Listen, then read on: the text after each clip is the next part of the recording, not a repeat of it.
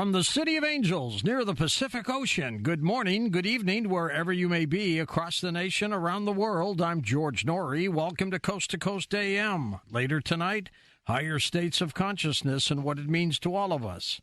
Here's what's happening. Emergency responders in the Houston area say they're responding to reports of damage and stranded motorists after a tornado moved through the area.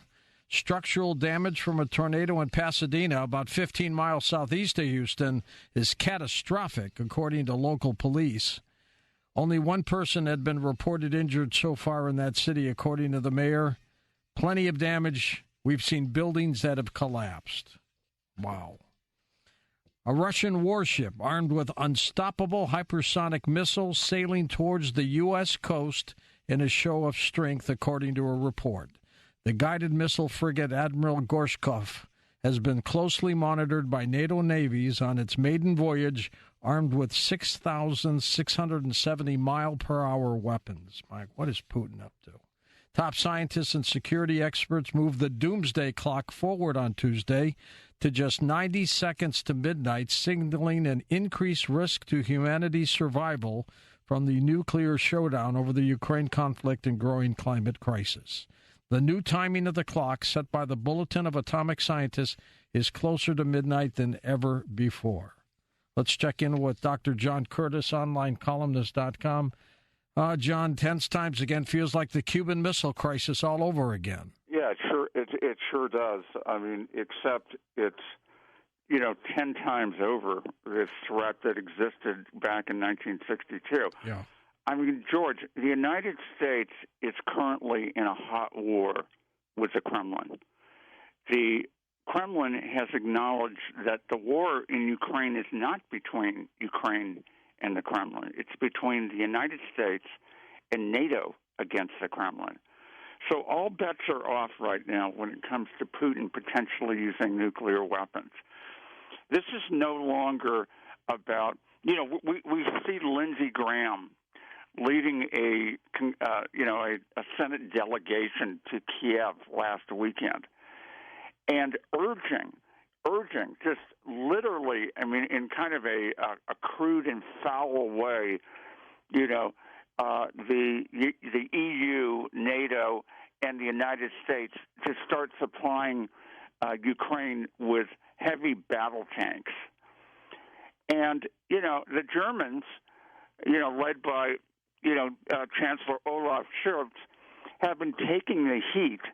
But think about this. The Germans understand what they did to the Russians in World War II. 28 million Russians died, in contrast to about 450,000 Americans. Yeah. 28 million. And they are reluctant to escalate this war in Ukraine, to move into the European theater, with Putin potentially retaliating against Western targets, including the United States and Poland and Germany and many other countries that have aided and abetted, the Ukraine military buildup. So this all reminds us of how important the peace process is, and that instead of escalating the war in order to satisfy the demands of Kiev, which is essentially to kick every Russian soldier out of Ukraine, George, that would take years and years of U.S. funding Ukraine and this war, already over $50 billion out of the U.S. Treasury. But more importantly than the money is the possibility of miscalculation, of mistakes, of a mishap on either side. Causes World War III. I agree, John. John's website, onlinecolumnist.com. We need diplomacy, and we need it fast. The U.S. Justice Department has accused Alphabet Inc.'s Google of abusing its dominance in digital advertising, threatening to dismantle a key business at the heart of one of Silicon Valley's most successful Internet companies. The government said Google should be forced to sell its Ad Manager suite, tackling a business that has generated about 12% of Google's revenues in 2021, but also plays a vital role in the search engine and cloud companies' overall sales. As interest rates continue to skyrocket, home prices across the country have continued to plummet, and Goldman Sachs says the declines will only worsen and extend through 2023. In a note to clients earlier this month, Goldman Sachs forecasted that 4 American cities in particular should gear up for a seismic decline compared to that of 2008's housing crash. San Jose, California, Austin, Texas, Phoenix, Arizona, and San Diego, California will likely see boom and bust declines of more than 25%. Charles Koppis, investment advisor and businessman. That's huge, Charlie. Oh, yeah, George. And, we've seen this trend coming. According to the Case-Shiller Index, home prices fell last year about 27%. And now you have Goldman Sachs predicting a 25% drop in this year, and especially in these big cities. I live near Phoenix, so I know what that's like. But, this is what you get with the boom-bust credit cycle. Home prices got bid up during COVID period, and now the Fed is trying to rein in inflation. So last year we saw existing home sales fell by 34%. That's the most since 2008. And that might change, if prices keep falling. But, the Fed keeps raising rates. And the 30-year fixed mortgage right now, well, it went from 3 to 6% last year, peaked around 7.5% in November, and then I think we can expect about 6.5% this year. But these kind of rates, that the Fed is, inspiring, this is not unusually high. Prior to 2008, a lot of home loans were 8% and higher. Yeah. I remember that because, but what this shows is the wealth gap in America, I think, that most can't afford either the prices or the rates right now. 30% of home sales right now are full cash offers, people that have money. Expensive home sales are even up 20%. So that kind of tells you. But, this is the Fed policy of demand destruction, to slow down consumer spending, 70% of our economy, and our GDP is directly related to the housing industry, and now we're facing a recession. So, in fact, Nouriel Roubini forecasted 2008 financial crisis. He said the world's now going through a geopolitical depression, and he was referring to war, the war threat you're talking about there. Sure. Yeah, and with huge fiscal deficits, debt monetization, persistent inflation, he says that's being underreported. So I think we're going to be facing more stagflation. This means low employment, flat wages. Job growth today is mostly in part-time workers, with about 21 million not even in the labor force. I mean, the manufacturing index has now fallen the 7th month. And they measure global commerce, measured by the Baltic Dry Shipping Index, which is the lowest in 50 years. I saw the chart. So, clearly things are slowing down. And then we have the threat of war, kinetic war, George. I mean, that is big time. That's a game changer, So, I mean, we could see the Fed pivot, by this summer. This could help the housing industry, but it's just more debt and inflation. And, we're just on a fiscally unsustainable path. And now we have the debt ceiling, and, of course, they're going to raise it. I mean, what if you could just raise your credit card, all the time? I mean, so government can only tax, borrow, and print money. I'm afraid they're going to keep doing that. So we're always going to have inflation. And I think we're just going to have someday we're going to have a reckoning day, like I like to say. How do we get your newsletter, Chuck? Go to, idpconsultinggroup.com, sign up there. Of course, I can check out my book as well. You got it. Thank you. The name of his book is America's Financial Reckoning Day. Adults predict they could only go without their phone and television for just 5 hours, while they could manage 3 days without a laptop or tablet. A study of 2,000 people found that 71% admitted they'd struggle to manage their life if they didn't have access to the Internet. How about that? Well, up next, he's back. Dr. Joel Wallach from Critical Health News with us. We're going to start taking calls pretty soon as well, as he's going to give us some health tips. Here's that toll-free number to call for assistance, not to get on the show. 1-855-949-7234.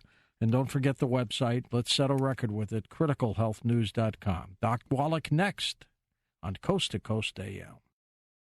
And welcome back to Coast. George Norrie with you. Doc Wallach back with us. It's his turn. He and pharmacist Ben Fuchs rotate every 3 weeks each, coming on the program to talk about health-related matters. They represent Critical Health News, one of our partners in the program, of course.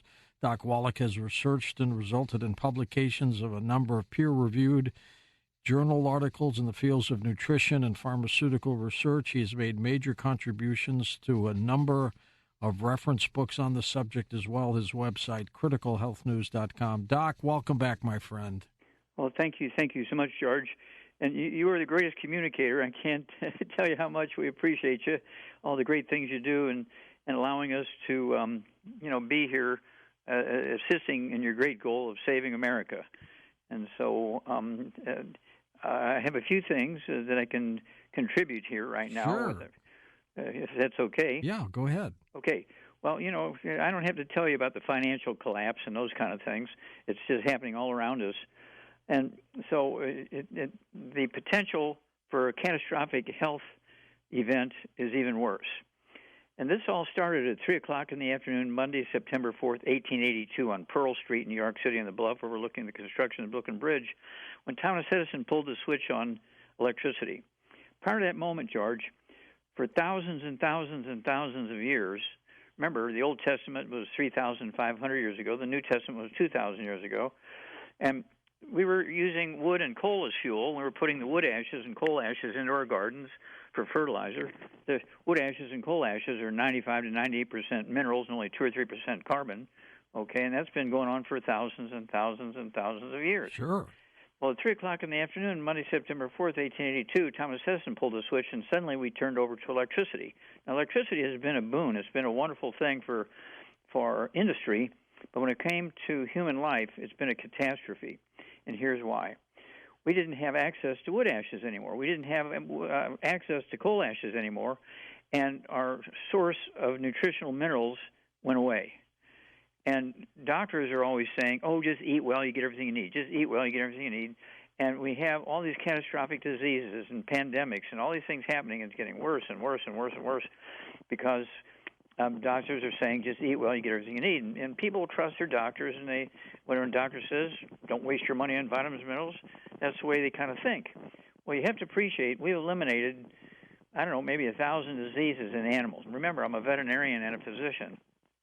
In animals, we didn't have health insurance for animals, and so we learned that we could prevent all these diseases by giving them vitamins and minerals in a pellet where they couldn't separate them out. They had to take all the vitamins and minerals. They eat the pellets to get all their vitamins and minerals.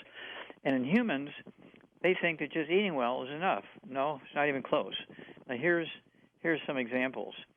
When you look at what's going on in the world when it comes to health, the age of emergency room doctors, their life expectancy is 58. That's it? That's it, 58 for emergency room medical doctors.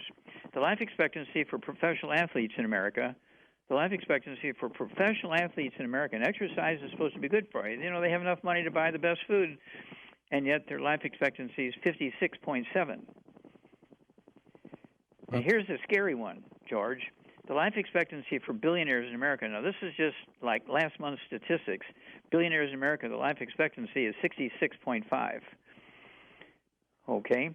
And so I came out with a 3 CD set to put all this information in one place. And people say, well, I don't have CDs anymore. Okay, I guess your grandma, your older brother and sister, they still have a CD player. Borrow it from them, okay? And listen to these 3 CDs. One is Dead Athletes Don't Lie. The second one is exercise without supplementation and suicide. The more you exercise, the more you sweat. Sweat is not just water. You're sweating out all the nutrients in your body with the sweat, and you're just eating well. That's not enough. And then the third one, of course, is what kills billionaires. And, of course, billionaires will go out and they'll spend $200 on a dinner each, okay, and they think they're doing good because they just spent $200 for a dinner. Well, there's nothing in the food, okay, as far as vitamins and minerals. Except all fat stuff. Yeah, it's all fat stuff.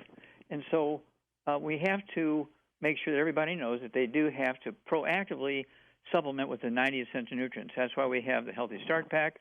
We have the Healthy Blood Sugar Pack for people with diabetes. We have the Ultimate Daily Classic tablets when they have high blood pressure. Alzheimer's disease is easily prevented and easily reversed. Alzheimer's disease is a very simple nutritional deficiency. And are you ready for this, George? Here we go. Alzheimer's disease is a deficiency of cholesterol. Now, who told people to get off of cholesterol because it blocked the arteries in your heart? That's not true. They went the wrong way. They went the wrong way. And, of course, they picked the wrong thing. Cholesterol does not block your arteries. It's cooking oils, okay, heating oils, fried foods, those are the things that block your arteries in your heart. Alzheimer's disease did not occur and was not reported until 1910, okay? And now, of course, it's a big, big deal. And we have MS, which is kind of a version of Alzheimer's disease. The white matter of the brain is going away because people are using statin drugs and staying away from eggs and all that kind of stuff. And then they're not taking their 90 essential nutrients. And this is spiraling downward. And you hear this every day on the news, in the newspapers. And the word is that the life expectancy is dropping drastically. About 15 years ago, the life expectancy for Americans was 79. And it's not because of COVID either. Oh, no. It has nothing to do with COVID. Okay, yeah. 15 years ago, we were 79. We ranked 17th in the world in longevity. Well, now we rank 42nd in longevity. Okay, and in some places in the United States, our life expectancy is 75, and in other places it's 73.1. So why is it dropping so drastically? Well, that's because people are just, quote, eating well, unquote, not taking vitamins and minerals. And, of course, we're giving vitamins and minerals to our dogs. We're giving, in 1900, the average lifespan of a pet dog went up. Getting table scraps was like 4 years, and now it's 15 years, okay, because we put all these vitamins and minerals in the dog food. If the food gets too expensive, I'm going to dog food. I'll be eating dog food. Because, well, you're a veterinarian. You know what to buy. Yeah, it's complete. And, of course, we have a great product for pets. It's called Arthrodex. It has the essential nutrients in it. And so that'll be my favorite supplement if suddenly now there's a catastrophic event and we can't produce what we're doing. We have programs for 600 different diseases, George, and people can buy it we let them buy it at wholesale prices. And if they help us introduce this to other people, and if they get on auto ship, we will pay the shipping for them. When did supplementation start, Doc? Supplementation started about, 1900, okay? And actually, nutritional deficiency disease went back to the days of sailing. Scurvy was the first one. And, they weren't taking any oranges and stuff like that with them, but there was one English captain who had a little orchard, and he was growing these little green things, okay, like green lemons, okay, limes. And so he would give them to his crew. His ship's crews were the only ones that didn't get scurvy because they were getting lime. So he started giving this to all these other guys, and so that's why the British were called limeys, because they're eating limes and getting rid of scurvy. But you're right. The sailors of the past all came down with all kinds of problems. Right, because they were out on the ocean, not getting any green leafy vegetables, not getting any fresh anything. They're just getting dried meat and so forth. And then, of course, people were making what was called sea salt. On the coast, they would boil salt water, okay, and get it down to where it's just they had the salt. But it didn't just have sodium chloride. It also had about 70 other minerals in there from the ocean. And when people would have goiter inland, they would go give them or sell them the sea salt, and in 2 to 4 weeks, their goiter, the size of a cantaloupe, would go away in weeks because of the iodine that was in the sea salt. And so that's how we were learning about supplementation back, hundreds of years ago. And so this is something we've been, like I say, we're in 80 countries now, George, and we are seeing miracles happen. And I think I got to tell you that there's nothing more important than having your health, because if you don't have your health, you can't take care of the people you care about. That's correct. You get 100 plus. You hit the nail on the head. Everybody in the family has to be healthy. And, of course, the doctors say, well, it's a genetic thing. You got 5 people in your family with diabetes. No, they're all eating the same way. And plants do not make minerals. And minerals do not occur in a uniform blanket around the crust of the earth. They occur in veins like gold and silver. And so you and a twin could be eating the same recipes, and the twin who lives 2 counties away, because they have lots of minerals in their soil, and they're getting the local vegetables, they're not having any issues, and you have 14 diseases you're taking prescription drugs for. Hold on for a second, Doc. We're coming up to a break. We're going to start with phone calls when we come back in a moment with Dr. Joel Wallach. from criticalhealthnews.com. That's the website to go to. Now, the number to call if you miss what he is saying, 1-855-949-RADIO. Just like that, you can call. He's got a staff there. They're working on everything. We'll be back. Doc Wallach with us from criticalhealthnews.com. That's the website to go to, and also download their free app in your app store, criticalhealthnews.com, if you would. And welcome back to Coast. That was MZ, the owner of KSCO in Santa Cruz, California, one of our affiliates, who was very much an influence in getting Critical Health News as a sponsor of Coast to Coast years ago. And at that point, we decided, you know what, it needs more than just that. We need to do some informational interviews. And that's where you came in, Doc, and you've helped so many people, I got to tell you. Okay, well, thank you for that. And yes, of course, the affiliation with KSCO and Michael Zwirling was my first real serious radio media stuff.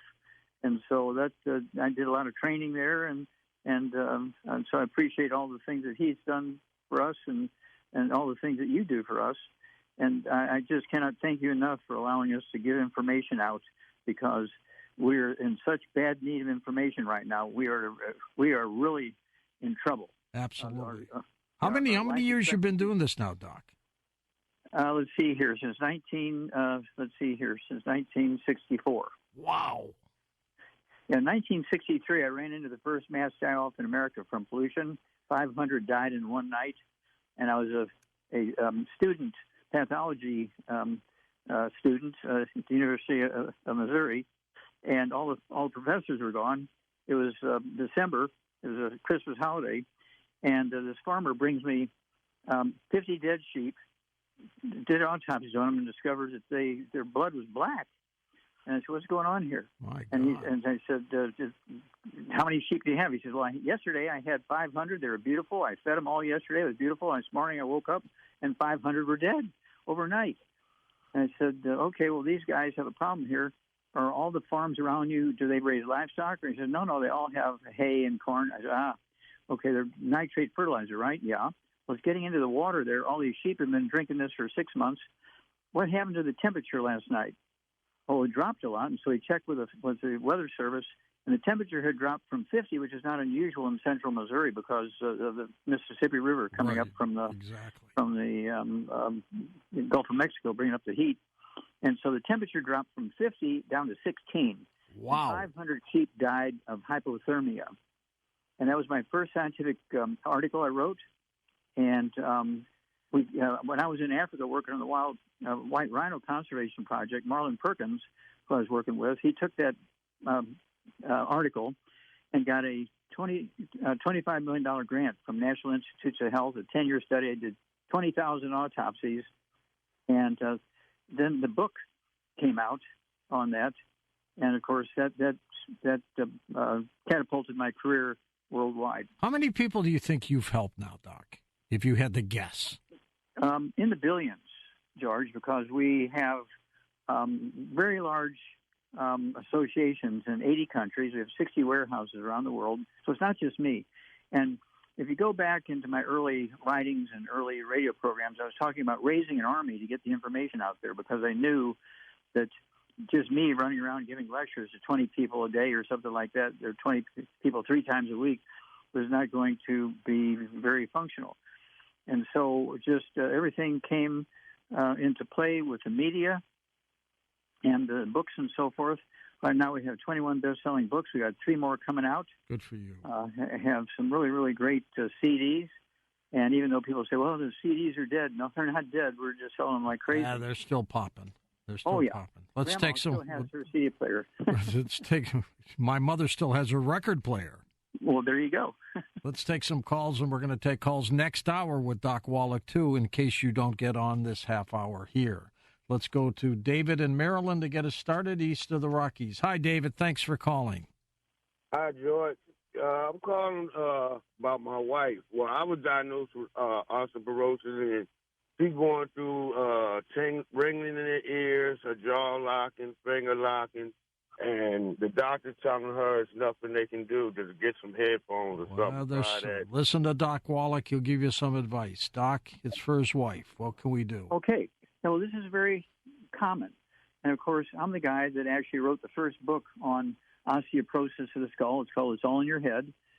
And on page 6, it shows an X-ray of a normal skull, a quarter of an inch thick in a human, the same age, gender. On the bottom of the page, it shows an individual with the same skull view, but it had the skull was 1.5 inches and 2 inches thick, squeezing the 12 pairs of cranial nerves and squeezing the spinal cord. So you get 37 different diseases when you have osteoporosis of the skull. And doctors have no earthly idea what to do about it because they think you only get osteoporosis of your knees and they want to do double knee replacement. Well, what do? You get a head replacement when you have osteoporosis of the skull? And so this is very simple stuff. Got to get rid of all the bad stuff to maximize absorption. No fried foods, no processed meats, no oils, no glutens, no wheat, brown, rye, oats, no buckwheat. And on the labels of buckwheat now, whether it's powder or liquid or however, they say no gluten, which is true. But buckwheat has something that's worse than gluten, okay? It's called fagopyrin, Fagopyrines, and it's worse than gluten, and it causes things like lupus. Lupus is caused by fagopyrines in buckwheat, okay? You get all the skin issues, you get the irritable bowel syndrome, and, I can take somebody with lupus, they've had it for 20 years, and we can get rid of it in 2 to 6 weeks, okay, with our Healthy Brain and Heart Pack and the extra nutrients necessary to fulfill the needs of that skull. And, David, if you miss anything, call this number, 1-855-949-RADIO. Just think of it like that. And there's nothing worse than that hissing sound in people's heads. The tinnitus, it's called. And, of course, that's the auditory branch of the eighth cranial nerve being squeezed and by osteoporosis of the skull, and Bell's palsy, which people, the face droops, that's the seventh cranial nerve being squeezed. People gradually lose their vision, that's the optic nerve, the second cranial nerve being squeezed. People get terrible headaches in their face and above their ears and behind their eyes, and this is called trigeminal neuralgia, the fifth cranial nerve being squeezed. When the spinal cord gets squeezed, there's 17 different diseases you get from your spinal cord is being squeezed. Everything from getting up at night 6 or 8 or 10 times a night to urinate like once an hour, once every half hour. That's because the spinal cord is being squeezed by the skull, and the spinal cord is telling your urinary bladder to urinate. And doctors say, well, you have a prostate issue, we're going to have to do a prostate operation. And the woman will say, well, I'm a girl, I don't have a prostate. Oh, and the doctor forgot about that, okay? Speaking of prostates, a friend of mine has prostate cancer, and he's gone through chemo, he's gone through radiation, and it looks like he's got it licked, but they have told him that he cannot have testosterone at this point. What can he do, if anything? George, he's got to get rid of all the bad foods so he can maximize absorption, stop the inflammation, which is what caused the problem. And he may not have really had cancer of the prostate. He may have had inflammation of the prostate, but who knows, okay? Well, they hit him with chemo and radiation. Exactly. And so it's one of those things where he needs to be taking everything to support his immune system. Your immune system is your bone marrow. Most people never get to see their bone marrow, but their bone marrow makes white blood cells, makes antibodies, makes red blood cells, makes platelets. And so what I like to see him do, let's say per 100 pounds of body weight, he needs one Healthy Brain and Heart Pack, which has 215 nutrients in it per 100 pounds of body weight. So he weighs 150 pounds or 200 pounds. He needs 2 Healthy Brain and Heart Packs, a full dose everything twice a day. He needs 2 bottles a month of our MSM, so he can take 3 at breakfast, 3 at lunch, 3 at dinner time, and they will help rebuild cartilage, ligaments, tendons, connective tissue, disc between the vertebrae, bone itself, and the bone marrow. And so he will have the white blood cells go and kill any cancer cells that still may be floating around or lurking around. He'll also be able to make the antibodies from his stem cells in the bone marrow, and so that's very important. And then he needs to, make sure he's getting the,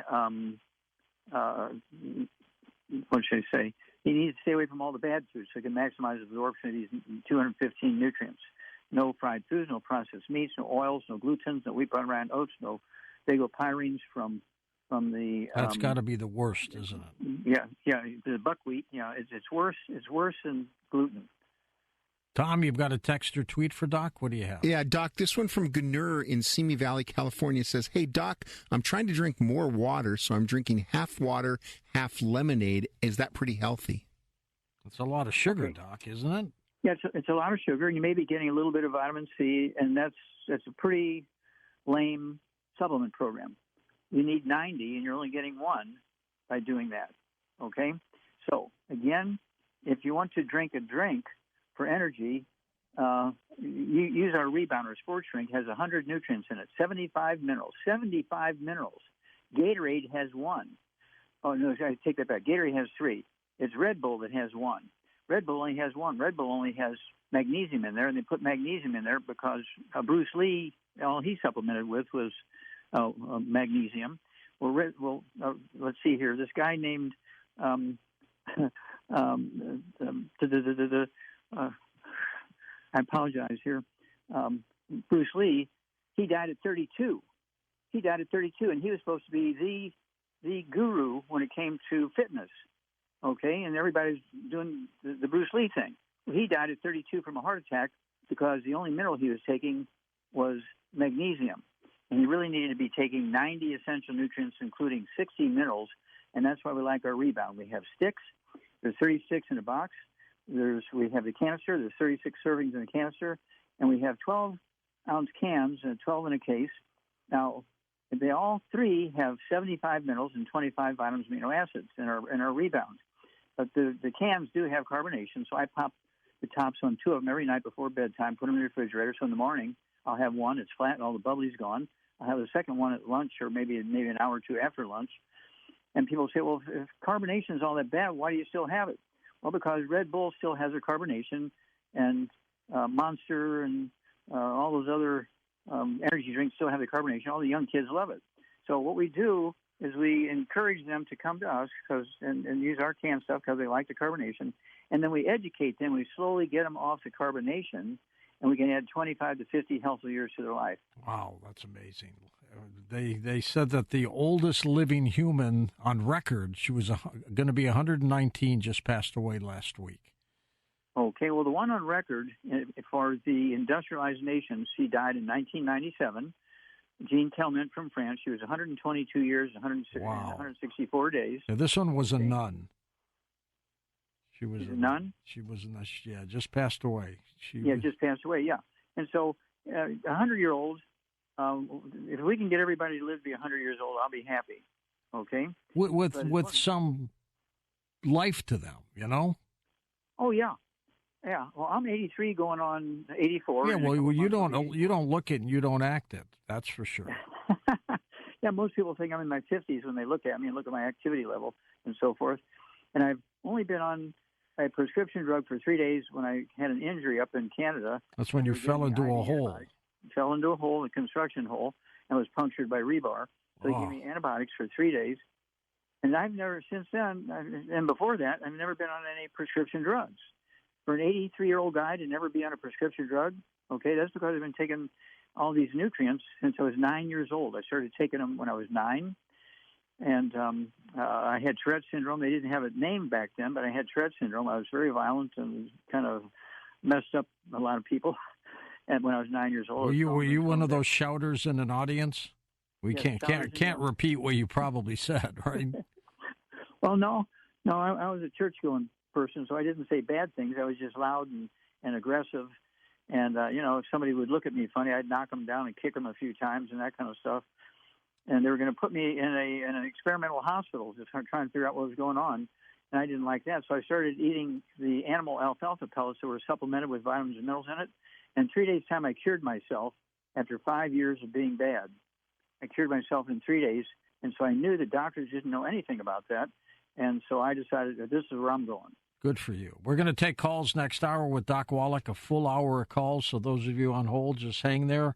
Those of you calling, we'll get to you as quickly as we can as well. The website to go to is criticalhealthnews.com. And again, when you miss any information, Doc talks fast, Call 1-855-949-7234, 1-855-949-RADIO. Doc, since you've been doing this for well over 50-plus years, you got to be given an award someday. You know that? Well, okay.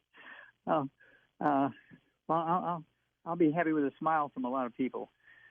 Well, it's worth it. I know I've seen you at some events and conventions, and people come up to you and they give you a hug, and you've saved a lot of lives, to be sure. Yeah, well, I did get the Klaus Schwartz Award, okay, for this, and I also in 2011, in 2015, I got the let's see here, the Lifetime Achievement Award from the United Nations at the main office. Good for you. Good for you. Hang there with us, Doc. We're going to take a break and come back with a full hour of calls with you on Coast to Coast. Indeed it is.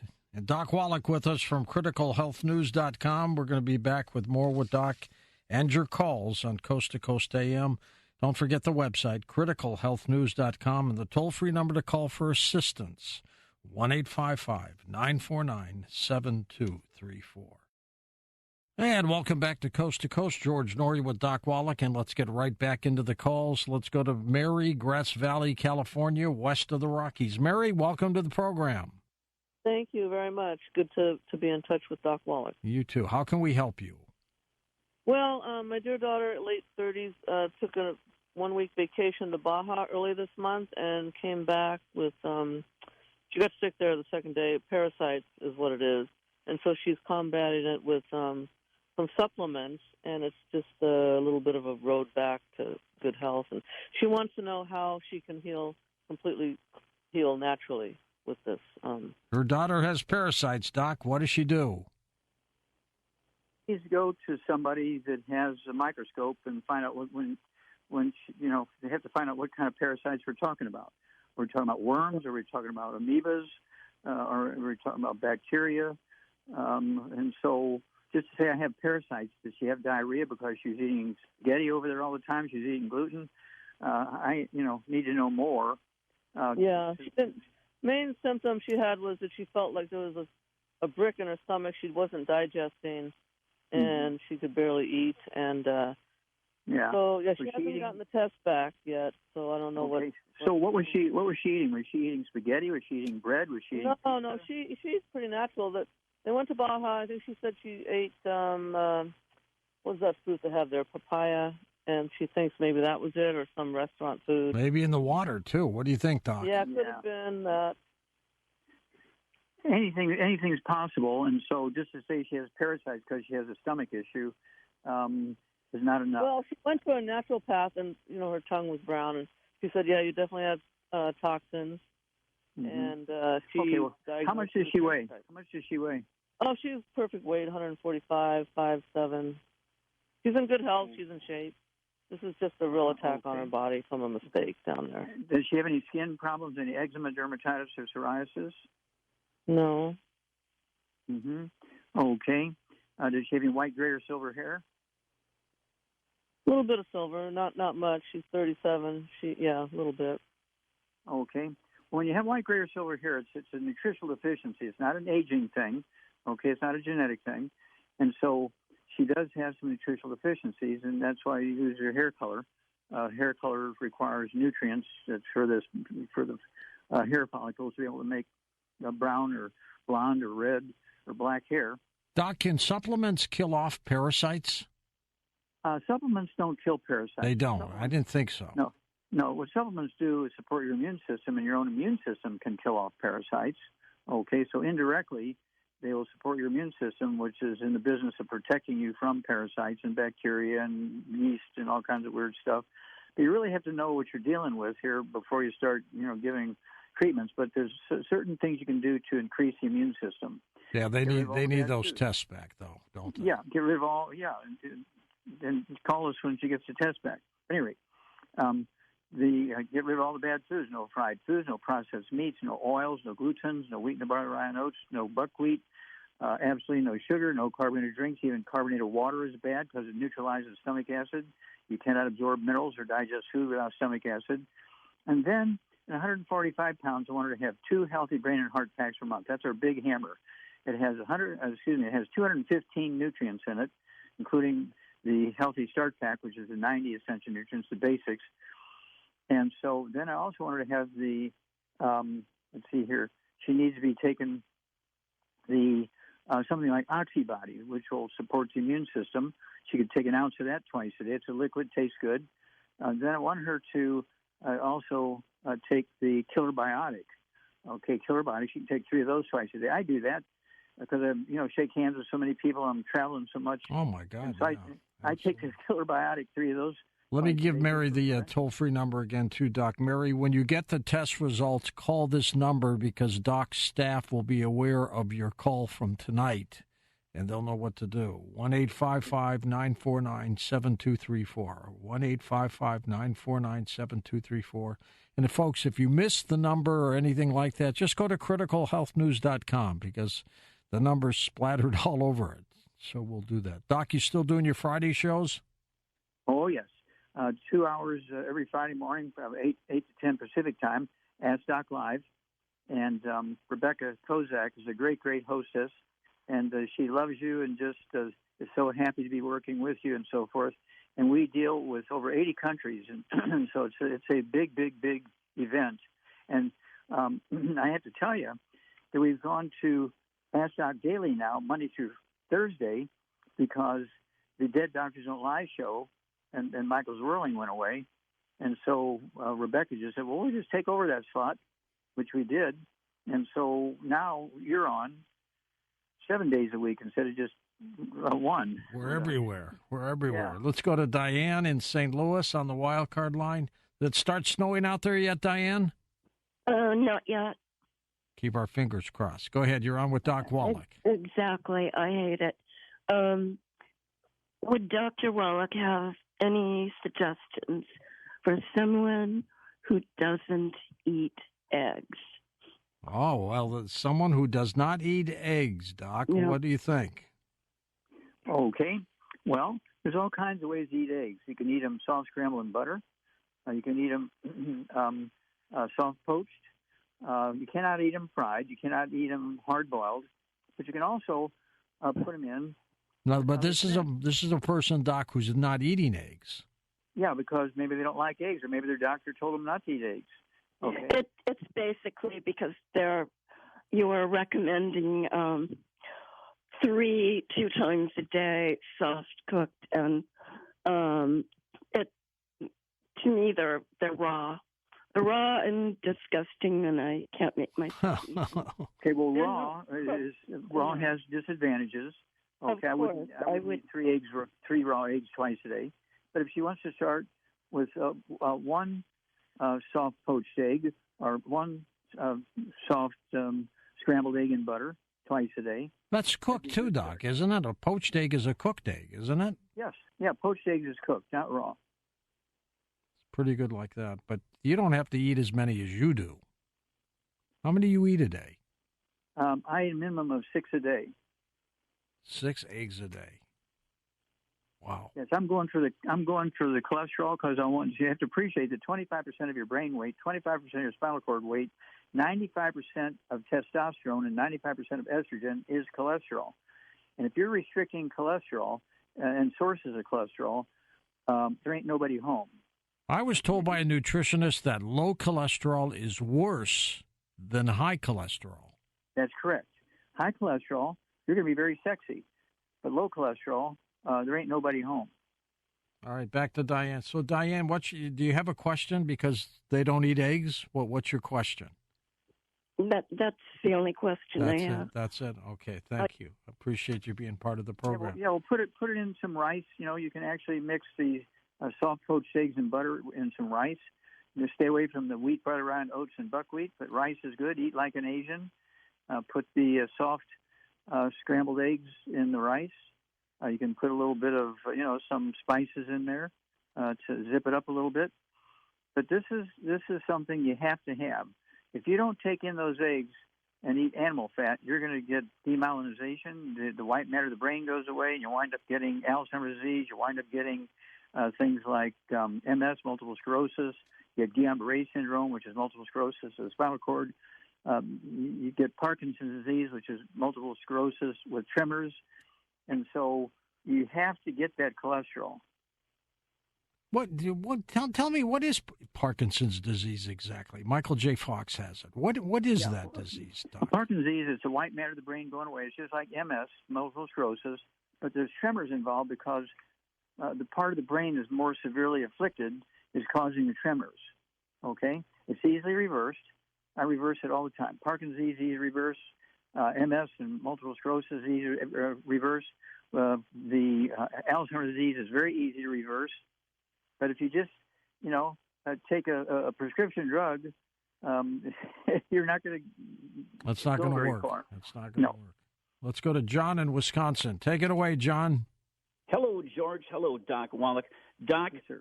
I am so thankful you're a regular guest on Coast to Coast. You're a huge blessing. And, Doc, I would like to share a testimonial that supports your wisdom. I am 65 years old. For the last 20 years, I've been 50 pounds overweight. I have celiac disease, so I'm not supposed to have gluten. I've always had very poor eating habits, and 3 years ago, I lost my eyesight. 6 weeks ago, I said to my wife, I am tired of being lethargic, and I want to lose 40 pounds by February 25th when I go to the Coast to Coast sponsored Pat Boone event. And my wife says, well, how are you going to do that? I said, I'm going to get on Doc Wallach's program. And, Doc, for the last 6 weeks, I have cut out the gluten. I have cut out the fried foods. I've cut out the oils. The only eggs I eat are poached. I've completely cut out my sodas, which I used to consume 4 to 5 a day. And I'm halfway there to losing that 40 pounds. The other part of my equation, Doc, and of course I can't see, so my wife does all my administrative work. She is working with your website to get myself on some of your nutrients and your products that you so eloquently describe help people. And, Doc, I just want to leave you with this. I want to thank you for who you are and all you do. Well, how about that, Doc? Well, it's very, very wonderful that you're sharing your story, and thank you for your kind words. And we're going to throw a lot of that credit to George, because without him putting us on, the information would not get as far. And so, and then again, we have increased our George reach. Now, instead of just one Friday, 2 hours every Friday, now we're on 1 hour Monday through Thursday, and also we're on 2 hours on Friday, plus every couple of weeks Farmers Ben Fuca's on, and every couple of weeks I'm on. And so we cannot thank George and his team enough for getting us out there so we get the information out there, because, it's one of those things where what can I say? It's just so gratifying to see so many people. We literally get hundreds and hundreds of testimonies every day calling in and telling us, what great things have happened by just getting rid of the bad stuff and taking all the good stuff. Doesn't that make you feel good, Doc? Well, yeah. And of course, it's one of those things where everybody can feel good, because this is something that everybody can be involved in. We pay very well, and if when their time comes to go to heaven, guess what, George? Their longevity business goes to their kids. Well, that's true. That's true. If they work for a big factory, they're making good money, and then when they die or retire, does that 20 years that they spent working for that factory and building the factory's business, does that go to their kids? No. Good point. John, we look forward to being with you on Feb 25th at the Pat Boone event. He's coming all the way up from Wisconsin, Doc, to Burbank, California, to meet the Pat Boone. So I'm looking forward to that. I think he's doing a kind of an introduction to one of my new books coming out. Which is? It's called The Wallach Revolution. The Wallach, if that's the name of the book? Yeah. I like that. Well, good. When on one of your visits to the show, we'll talk about the book, too, when it comes out. Yeah, it's all done. It's being sent to the printer as we speak, and so probably within 3 to 6 weeks it'll be available, so we'll keep you informed. All right, Tom, you got a text or tweet for Doc. What do you have? Yeah, from Sherry in South Dakota. Please have the doctor talk about exercise and bodybuilding. I'm 59 and I'm thinking of starting. That's what she says. Well, I'm going to say one thing, Doc. I do what is called the Royal Canadian Air Force exercise 4 days a week, religiously. I've been doing it for 23 years. I don't miss. And I love it. And you're taking your my program, supplements. your program. Okay, I'm on your program. Okay, good. Okay, then exercise is good, but everybody has to remember that exercise without supplementation is suicide. Okay, remember the average life expectancy of professional athletes is 56.7, because most of them exercise, and then they die at 56.7, or many of them will die in their 30s and 40s. Okay, that's why the life expectancy is so low, because many of them die in their 30s and 40s, and so that's because they're not taking in the nutrients. They're just, quote, eating well and exercising. Exercise alone. Exercise without supplementation is suicide. I don't know how to say any better than that. That CD goes out like crazy. Okay, it's in a CD, and there's 3 CDs. Dead Athletes Don't Lie. Exercise without supplementation is suicide, and What Kills Billionaires. Those 3 CDs are in this set. It's called, let's see here. I guess we call it, what do we call it? We'll get it and tell us later. Let's go to Lisa in Stanton, California. First-time caller. Hi, Lisa. Go ahead. Hi, George. Hi there. Hi. I was calling to let Dr. Wallach know that I got on the Healthy Start Pack 6 weeks ago because I was having some stomach issues, and it's cleared it up. I've gone to the doctor numerous times, to the emergency room twice. Nobody could tell me what was wrong. And in fact, when Dr. Wallach was on last time, I was on my way to the ER, and I listened to the show. I listened to what he told people what to take, and I got it, and I started taking it, and I don't have any more stomach issues. And another thing I wanted to add to that, I've had 2 hip replacements, and I'm supposed to go have knee replacements. I've been on naproxen for about 7 years, and since I got on this program, I'm off naproxen completely, and it's great. What's the name of that liquid, Doc, for the bones? OsteoFX? Yes, that's it. That works. Yeah, I'm absolutely. I'm taking the Healthy Body Start Pack, and I'm also taking MSM. Or MSM. Yeah, the MSM, is great to help rebuild the cartilage, ligaments, tendons, connective tissue. Wouldn't hurt also to throw in the collagen peptides. Okay, throw a scoop of that in your morning drink, scoop of that in the evening drink. It has collagen from fish and poultry and sheep and beef. And that 3 CD set, George, there's a new bull in town. It's a Red Bull with 1 mineral. Our Rebound Sports Drink has 75 minerals in it. 75 minerals seems to me better than 1 mineral. Did they put that CD set on the criticalhealthnews.com website yet, Doc? If not, push them to do that. Okay, I'm going to make it. Well, Rebecca, she pushes that quite heavily. She does so I'll that. make sure she gets it on there. Yeah. All right, great. All right, good luck, Lisa. Hope everything works out for you. Yeah, thank you for the great testimony. I'm telling you, you've helped a lot of people. Well, we've helped, and you and I together, George, have helped millions of people, and I can't thank you enough for allowing us. See, I don't want to lose listeners. I want them around. Yeah. Well, once you get your listeners trained, they're teaching other people also, and so I'm sure that you and your team are getting, a nice check every month, which is a good thing. And of course, everybody who works with us and becomes an associate, which is our term for a salesperson, is associate. Okay, they do very well. Some of them are making 6-figure incomes. Wow. Well, you've been a great sponsor of our program, too, and our network appreciates you. Yeah, well, we love you guys, and we're going to be working together for a long time. We're going to come back in just a moment and take final calls with Doc Wallach from criticalhealthnews.com.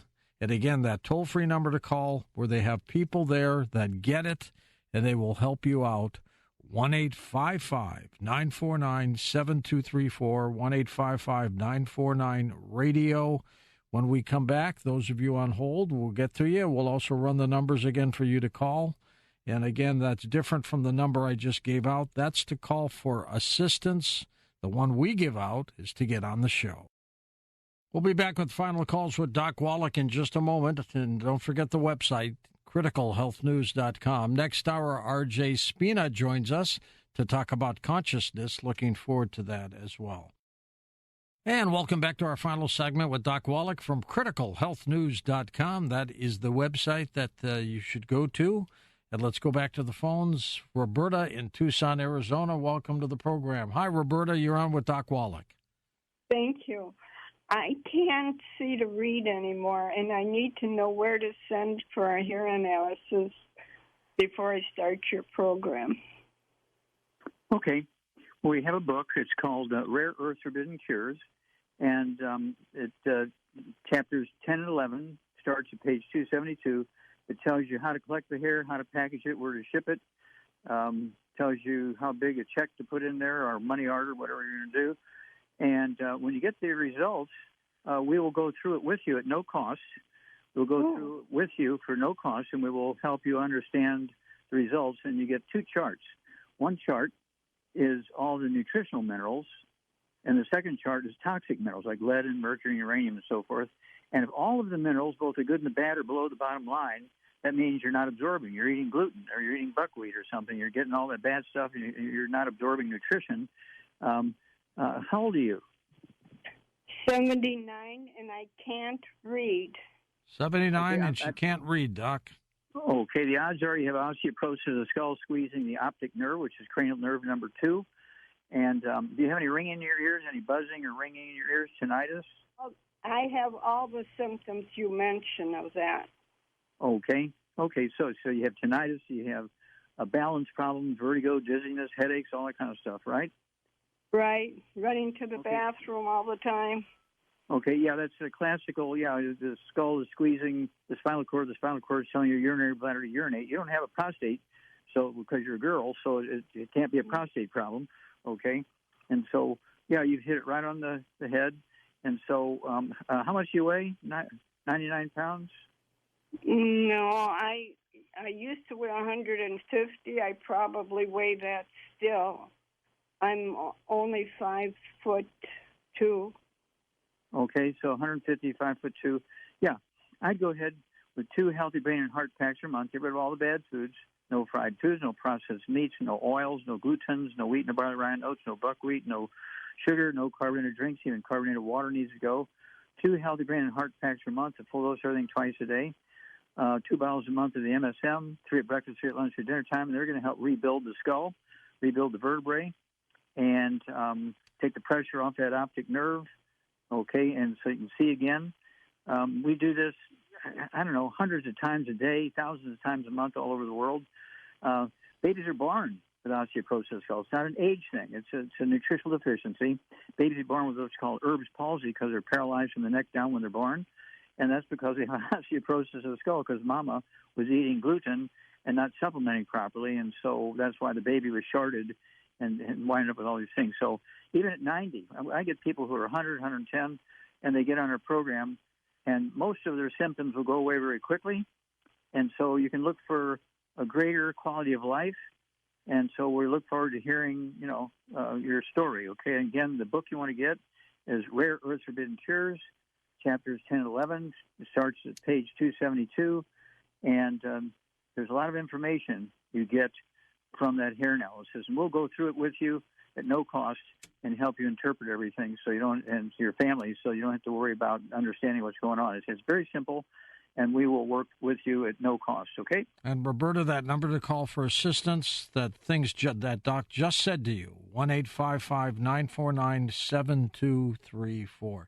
Doc, an email in from Jim. He says he's got psoriasis. What can he do for it? Okay. Well, psoriasis is a very simple nutritional deficiency that causes dry, itchy, flaky skin, okay? And a lot of times people will also get arthritis because the same deficiencies can cause arthritis. So they get what's called psoriatic arthritis, so they get the skin problems as well as arthritis.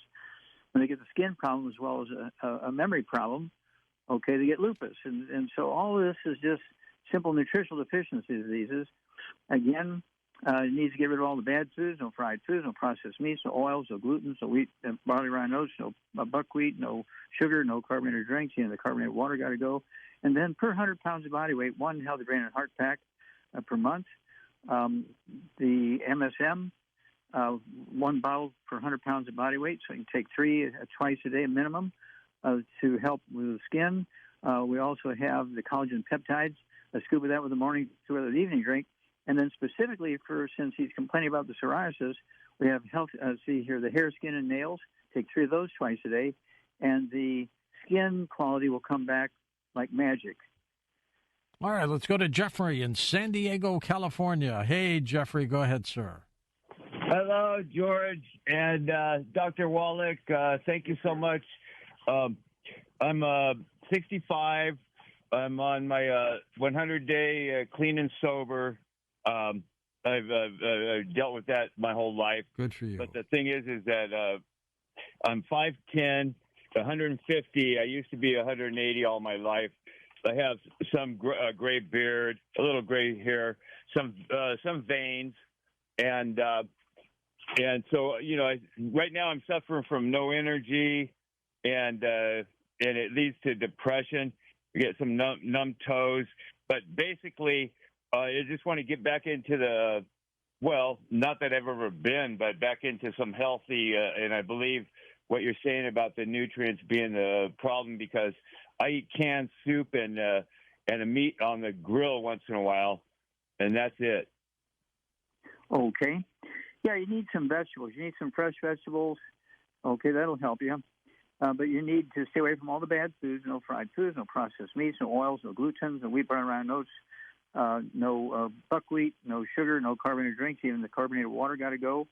And then, let's see here, 150 pounds, I want you to take 2 healthy brain and heart packs per month, 2 bottles a month of the MSM, so you can take 3 at breakfast, 3 at lunch, 3 at dinner time.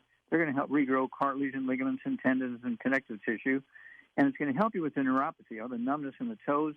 You could have osteoporosis of the skull, squeezing the spinal cord, causing the numbness in the toes. You could have a back problem, which is just a simple nutritional deficiency. The energy, you need our rebounder, sports drink. It comes 30 sticks in a box, has 75 minerals and 25 vitamins and amino acids. Wow. We have the canister with 36 servings in the canister, and again, it has 75 minerals and 25 vitamins and amino acids. We have the 12-ounce cans with the 75 minerals and 25 vitamins and amino acids, but it does have carbonation. So I like to pop the tops on 2 of them before bedtime, put them in the refrigerators. I'll drink 1 with breakfast and 1 with lunch, or maybe a couple hours after lunch. And I'm getting the 90 essential nutrients 4 times a day, because I'm taking 2 of the Healthy Brain and Heart packs a day, 1 at breakfast, 1 at dinner time. I'm taking 2 bottles of the 2 servings, depending on where I'm at, which one I'm using. I'm taking 2 servings of the Rebound a day, so I'm getting the 90 essential nutrients 4 times a day, and I only weigh 142 pounds, and so that's why I look like I'm 50. How much did you weigh when you were wrestling, Doc? 110. I lettered in football at 110. On offense, I was a center. On defense, I was a linebacker, and I lettered in football and in high school for 4 years, and lettered in wrestling in junior high, high school, and all through the University of Missouri when I was in agriculture. 110. That was it? Yes, 110. Yes, sir. I thought you were maybe the football. Next up, let's go to Joe in Long Island, New York. Hey, Joseph, go ahead. Yeah. Hello. Doctor. I was thinking about you in Africa. I hope you could spot those lions, because they kind of blend in with the scenery a little bit. But yes. Well, I was very careful and never had trouble with the lions. There were all kinds of, political stuff going on. But I did catch 200 white rhino there and sent them back to the States here. And I have to tell you, there was only 350 white rhinos left in South Africa. And today there's 21,000 by actual count. And so all the wild animal parks we built in the 2 years I was there, and did all the stuff we did to show people how to make sure that these rhino got what they needed. And we went from 350 to 21,000. So we're very, very proud of that project. How can we help you, Joe? Go ahead. Yeah. Also, on neurotransmitters, they say particularly serotonin uptake. There was something that they said 5-HTP would help with serotonin. What would you say about serotonin? Okay. Well, I'm not a one-product person. If you have stuff going on with your spine, how many times you get up at night to urinate? Once, 3 times, 5 times? Oh, I'm not saying with respect to me. I'm just saying, for people that I have a relative that had problems with serotonin, not me specifically. Okay, what symptoms were they having? They had some anxiety, and they related it to serotonin. Sure. Okay, anxiety. All right. Yeah. So none of the bad foods, no fried foods, no processed meats, no oils, no glutens, no buckwheat, no sugar, no carbonated drinks.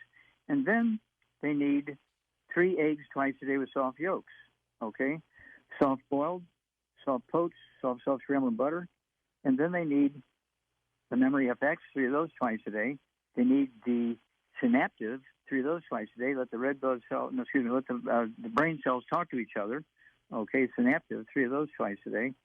And then they need to make sure they're taking also the Ultimate Daily Classic tablets, 3 of those twice a day. And they're going to get optimal blood circulation through the brain, through the heart, through the kidneys, and so forth. And the brain comes back very quickly when you're giving it everything it needs. Okay? All right. Good luck, Joseph. Text and tweet. Final one. What do you have for Doc? Hey, Doc, from Jack in the Panhandle, please ask the doctor if there is a cure for sciatica. Yes. Now, sciatica, of course, the sciatic nerve, 10th cranial nerve, originates in the brain. It's the 10th cranial nerve. There's 12 pairs of cranial nerves. If somebody has sciatica, they really need to get a hold of the book and the CD. It's all in your head. And so they understand what's going on. When that skull squeezes that sciatic nerve, it causes things like irregular heartbeat. You get a AFib, heartbeat. Right? AFib, atrial fibrillation. It kind of goes fast and slow and stops and all kinds of stuff. And doctors want to anesthetize you, cut your chest open, take your heart out, touch a hot branding iron all over it, trying to find the place that's causing the heart to run amok. But it's not a heart problem. It's osteoporosis of the skull causing sciatica. Okay? And then, of course, because of squeezing the spinal cord also, you're getting stuff going on down the back. You get back problems with all the peripheral neuropathies and the tingling and numbness in the fingers and the toes and the pain in the hips and the knees and so forth. And doctors want to do double knee replacements. Doctors love arthritis. They make $626.8 billion a year just to treat the symptoms of arthritis. They get $2.3 trillion a year just to treat osteoporosis. And so they don't tell you what you need to do to prevent and reverse these sciatica problems, because it's very, very simple stuff. But get a hold of the book and the CD. It's all in your head. The formula's in there that I just gave you. The formula's in that book. And on the CD, it's all in your head. And you will blow your mind, because it's so simple to eliminate the sciatica, anything going on with the 10th cranial nerve, atrial fibrillation. Sometimes the heart rate will slow down. You get bradycardia. Sometimes it'll speed up. You get tachycardia. And you also get a painful stomach. I mean, doctors think you have an ulcer in your stomach because you get what's called, let's see here, it's a gastritis, okay?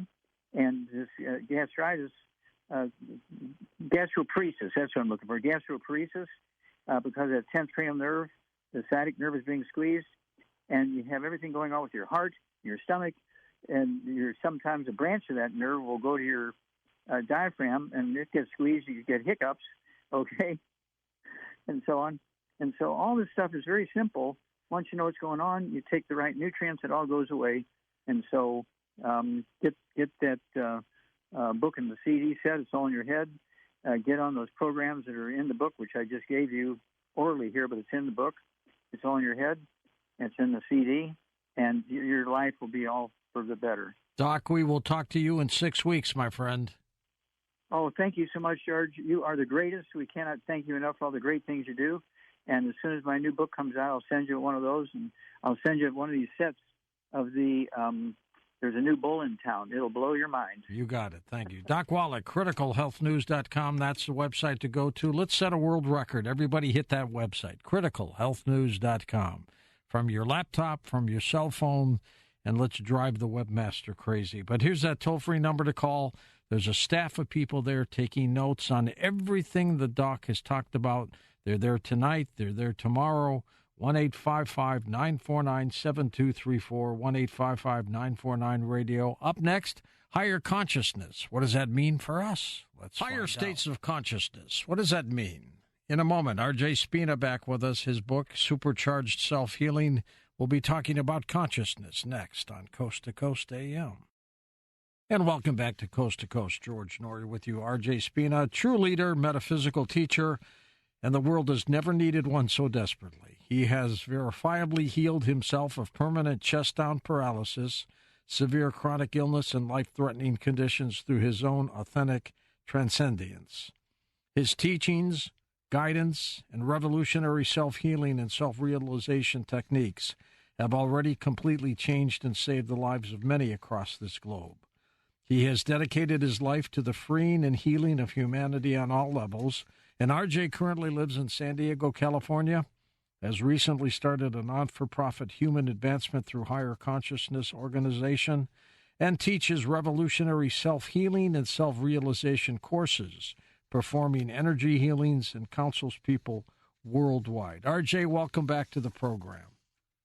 Thank you so much for having me again, George. I'm happy to be here. Great. How have you been? I've been very well. How about you? Good. In the book, Supercharged Self-Healing, I trust has been doing well? It's doing very well. It feels like the word is finally getting out to more and more people, and some of that is due in part to our conversation that we had last time, so thank you so much. Oh, you're very welcome. What exactly is consciousness for a lot of people who just don't understand that? That's a great question. There's various levels of consciousness. So existence itself is conscious, and I think this is where we get the idea that the world, that all is mental. Right. And that's not entirely accurate, because there are certain things like rocks and minerals don't have the same type of sentience or level of sentience, or what we can refer to as consciousness, as a plant or an insect. And the sentience or consciousness that's within a plant or an insect is not the same level that's in an animal, that's not the same level that's in a human or an alien. So it just depends on the form factor that the sentience itself chooses to be able to express itself. It must be in alignment with its level of consciousness or sentience. Now, all of existence is conscious. It's all God, source, creator. But God, source, creator has created through what I would call variance. And that's where we're getting these various levels. Just like there's various frequencies and dimensions, there's various levels of consciousness. And what's rather obvious, the levels of consciousness and sentience that's in a rock is not the same level of consciousness or sentience that's in you or I. But it is the ability, once we reach sentience, it is the ability to learn about yourself through creativity. And that is when consciousness becomes sentient or self-aware, and it is able to evolve itself through its own creativity. Once we begin to understand consciousness, can we use it to better our own existence? Completely and utterly. In fact, George, that's all we ever use. We give the credit to, let's say, technology or an invention, but all technology and inventions come from our consciousness and our level of sentience. The greatest invention that ever was, is, or will be is our consciousness. Now, when we start to use the higher mind or higher consciousness, we're going to move past the agreed-upon limitations that we have misidentified ourselves with. And that starts because of our identification with our physical body, and then we reduce our higher mind to what I call lower consciousness or body consciousness, which is just the 5 physical senses, and that's the data stream that comes in that forms the intellect.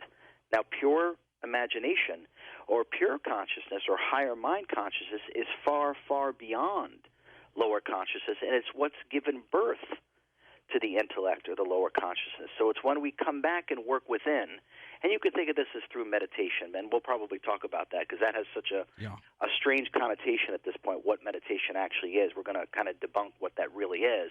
But when we start to work with our higher mind, George, more of our unlimited self becomes available to us, and this is when we start to become the superhuman. Why are some people, RJ, more inclined to understand consciousness and utilize it better than other people? That's another great question. So that my understanding and direct experience is there's two things there. When we fully identify or fully immerse ourselves in believing and thinking that we are just the body, then we reduce ourselves to just our five senses, and then the logic and linear program that our brain runs on. So anything outside of what we can see, hear, touch, taste, smell, etc., becomes impossible and is automatically rejected by those that deeply identify themselves as the body. So that's number one. And I call that full immersion into the human experience. You truly believe you're just the body. There's nothing after that. And once you're dead, you're in the ground, and that's the end of that.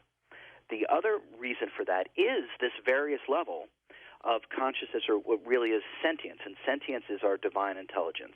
It is our level of love and wisdom, and whose subsets are talents and abilities, which often or hopefully fuels the intellect when the higher mind is. So because we talked about this variance, no two souls are the same. Now, it's all God, but there's various levels. We've certainly all encountered some people, and we would say, okay, that's an extremely wise person. They just seem to have so much wisdom, so much love, so much compassion within them. And then we will also talk to people, let's say, that are on the opposite ends of that spectrum. And that really does have to do with what's inside them. And this is the various levels of sentience. And nowhere else in the entire multiverse are these various levels of sentience pronounced more so than they hear on Earth. We're with R.J. Spina. His book is called Supercharged Self-Healing, and his website is ascendthefrequencies.com, linked up at coasttocoastam.com, but he's also on Instagram, Facebook, YouTube. You got a full social development here going on, don't you? I'm trying, George. I'm trying to keep up with it. It's not my forte, but luckily I have the right people around me to help me with that. I want to get into, in a moment, how you cured yourself from life-threatening conditions that even doctors said you couldn't do, but you pulled it off. We'll get into that in a second, but we're going through a crazy time right now, RJ. I mean, it's just bizarre. I can feel it, and you can see it on people's faces. You can hear it on the news. I mean, these mass shootings, people have gone crazy. What's happening? From my perspective, George, what we're seeing are the thrashings of a dying consciousness. So we have been limited, or we have really limited ourselves to what we just refer to as what I call body consciousness, which is just five physical senses. So therefore, we've really limited ourselves to the data stream that's available to us just with a limited bandwidth of what we can see, what we can hear, what we can touch, what we can taste, what we can smell. And we have aligned ourselves with beliefs, concepts, and ideologies. And a lot of these beliefs, concepts, and ideologies are being shown for what they really are. They're false. And so you're seeing this identification. People have built their ego-mind identity, what I call the EMI, which from a physics perspective, by the way, is also electromagnetic interference, which is the signal that is not our true signal. It's the information that we're picking up. Now, once you align yourself with the information that we're picking up here and you believe in it wholeheartedly, and it turns out that a lot of these things are just untrue. There's corruption, there's deception, widespread corruption and deception. And so it's really, we're seeing the thrashings, the dying of a certain level of consciousness. And what we're moving into, George, is that we can no longer evolve ourselves through beliefs, and beliefs are the things outside of ourselves. We use beliefs because we don't know. Once you know, you don't need beliefs. And what we're entering into is this age of knowing the self. And you cannot know yourself through anything outside of yourself, which is why we're seeing all these institutions dying and crumbling and being shown for what they really are, an illusion. And so some people are having a very, very difficult time with that because their entire identity is wrapped up in these things. And as these things are crumbling, they actually can't handle that. And other people are, I'm not going to say are welcoming it, but they're able to work with this because they've always had a sense that these things weren't really authentic. It wasn't really them. And they weren't working with beliefs. They were working with more of a sense of knowing who and what they really are. And so all this kind of information and programs like yours, George, are helping this entire process of us awakening into a new level of consciousness. It shouldn't be that difficult. It should be easy for most people, shouldn't it? Well, we would hope so. We would hope so. But ultimately, there are no shoulds or should nots. There's simply an experience, and then we get feedback from that experience. The more that we hang on to things outside of ourselves, the more that we suffer the transition of things. And so the less that we attach ourselves to these things outside of ourselves, the more that we're going to be able to gently go into this new level of consciousness. And those, just like you talked about, those that are having a very hard time are because they're so attached to these things outside themselves, certain beliefs, certain concepts, the shoulds. And when those things aren't coming to fruition, the egoic mind cannot handle the disintegration of these things, and there's kind of a short circuitry that happens. R.J. Spina, you are one of a kind. Now let's talk about this incredible situation where you were given no hope. You overcame what was a permanent chest-down paralysis. What happened to you? Yeah, that's the question, right? What happened? So I was diagnosed with sepsis, George. So I had... How'd you get it? There's no answer. The doctors, of course, doctors have no real answer for that. But it was throughout my body. I became permanently paralyzed. I was riddled with disease. I was told that I would only have 48 hours to live. Oh my God! Yeah, and I was suffering from something called autonomic dysreflexia. And anyone who knows about someone who's paralyzed or a quadriplegic or a paraplegic, any injury above T6 on your spine greatly damages the autonomic system. The autonomic system was what runs automatically: heart rate, pulse, body temperature, breathing. And so mine was also haywire. So all of these things, permanent paralysis, that along with all these other diseases were all happening at the same time, and I had emergency life-saving surgery. Now, the short answer, it's not the complete answer, George, but the short answer is, because I've always been different, when I woke up from emergency life-saving surgery, I authentically had awakened into what is, cosmic consciousness, all the knowing of how self-healing and self-realization actually works. All this information that I share with humanity was back in my hands. And so I instantaneously, it was a muscle memory. I knew how to put myself back together. It's like the veil of forgetting had literally been removed. And I used to say as a kid, if I ever get sick, I'll just heal myself. So even as a child, I was remembering what was going to happen because it was my life plan, and we all have a life plan. So all the know-how, if you will, George, just came back to me, and I literally started explaining even in the ICU, and my book talks about this. I started explaining in the ICU that I was going to put myself back together. I wasn't just like, I'm just going to get better. I explained in great detail the higher consciousness metaphysics of self-healing and self-realization, how this works with different frequencies, desire and intention, and harnessing your body of energy and your consciousness to your highest desire, et cetera, et cetera. So I laid it out in such detail that people were like, how in the world do you know any of this? And my answer was, I just remember, and I was able to go ahead and do this, and in 100 days, it's all documented, as you know, I walked unassisted. I'm no longer sick. Amazing. And these are the same teachings that are in the book Supercharged Self-Healing that have helped I don't know how many thousands of people all over the world at this point. Would you call it a miracle, RJ? I think, George, that when we use our ego-mind identity, the electromagnetic interference, that we're living on the edge of a miracle. And when we work with our true self directly, our I am, our sentience, we are at the creation point of the miracle itself. And so I feel these teachings put that power and that sovereignty back into our hand so that we can create, if we want to use the word miracle, we can, so that these miracles are intentional. I predicted in great detail that I would heal myself, and I predicted even to the day that I would heal myself. So in that sense, it's a miracle, but it's an intentional miracle. And these metaphysics, these enlightened higher consciousness metaphysics, are applicable to everyone. They apply to everyone. And it's when we work directly with what we are, George, that we can command the miracles in our life. What did you do differently that somebody else would not have been able to do and might have died? Probably everything. So I paid no attention to what anyone had to say. These were all well-educated, well-meaning health professionals that literally told me that I'm delusional and that you can't get better, and you need to accept the fact, RJ, that you're a paraplegic. You're never going to walk again, and that you're incredibly sick. And you have to take all these medications all the time. Now, they really had my best interest at heart, but they were 100% wrong. And I knew they were, even before they started telling me all the information that they've memorized. So what I did, or what I call it in the simplest terms, George, it's the deconstruction of the false self. Now, the false self is the ego-mind identity, or the electromagnetic interference.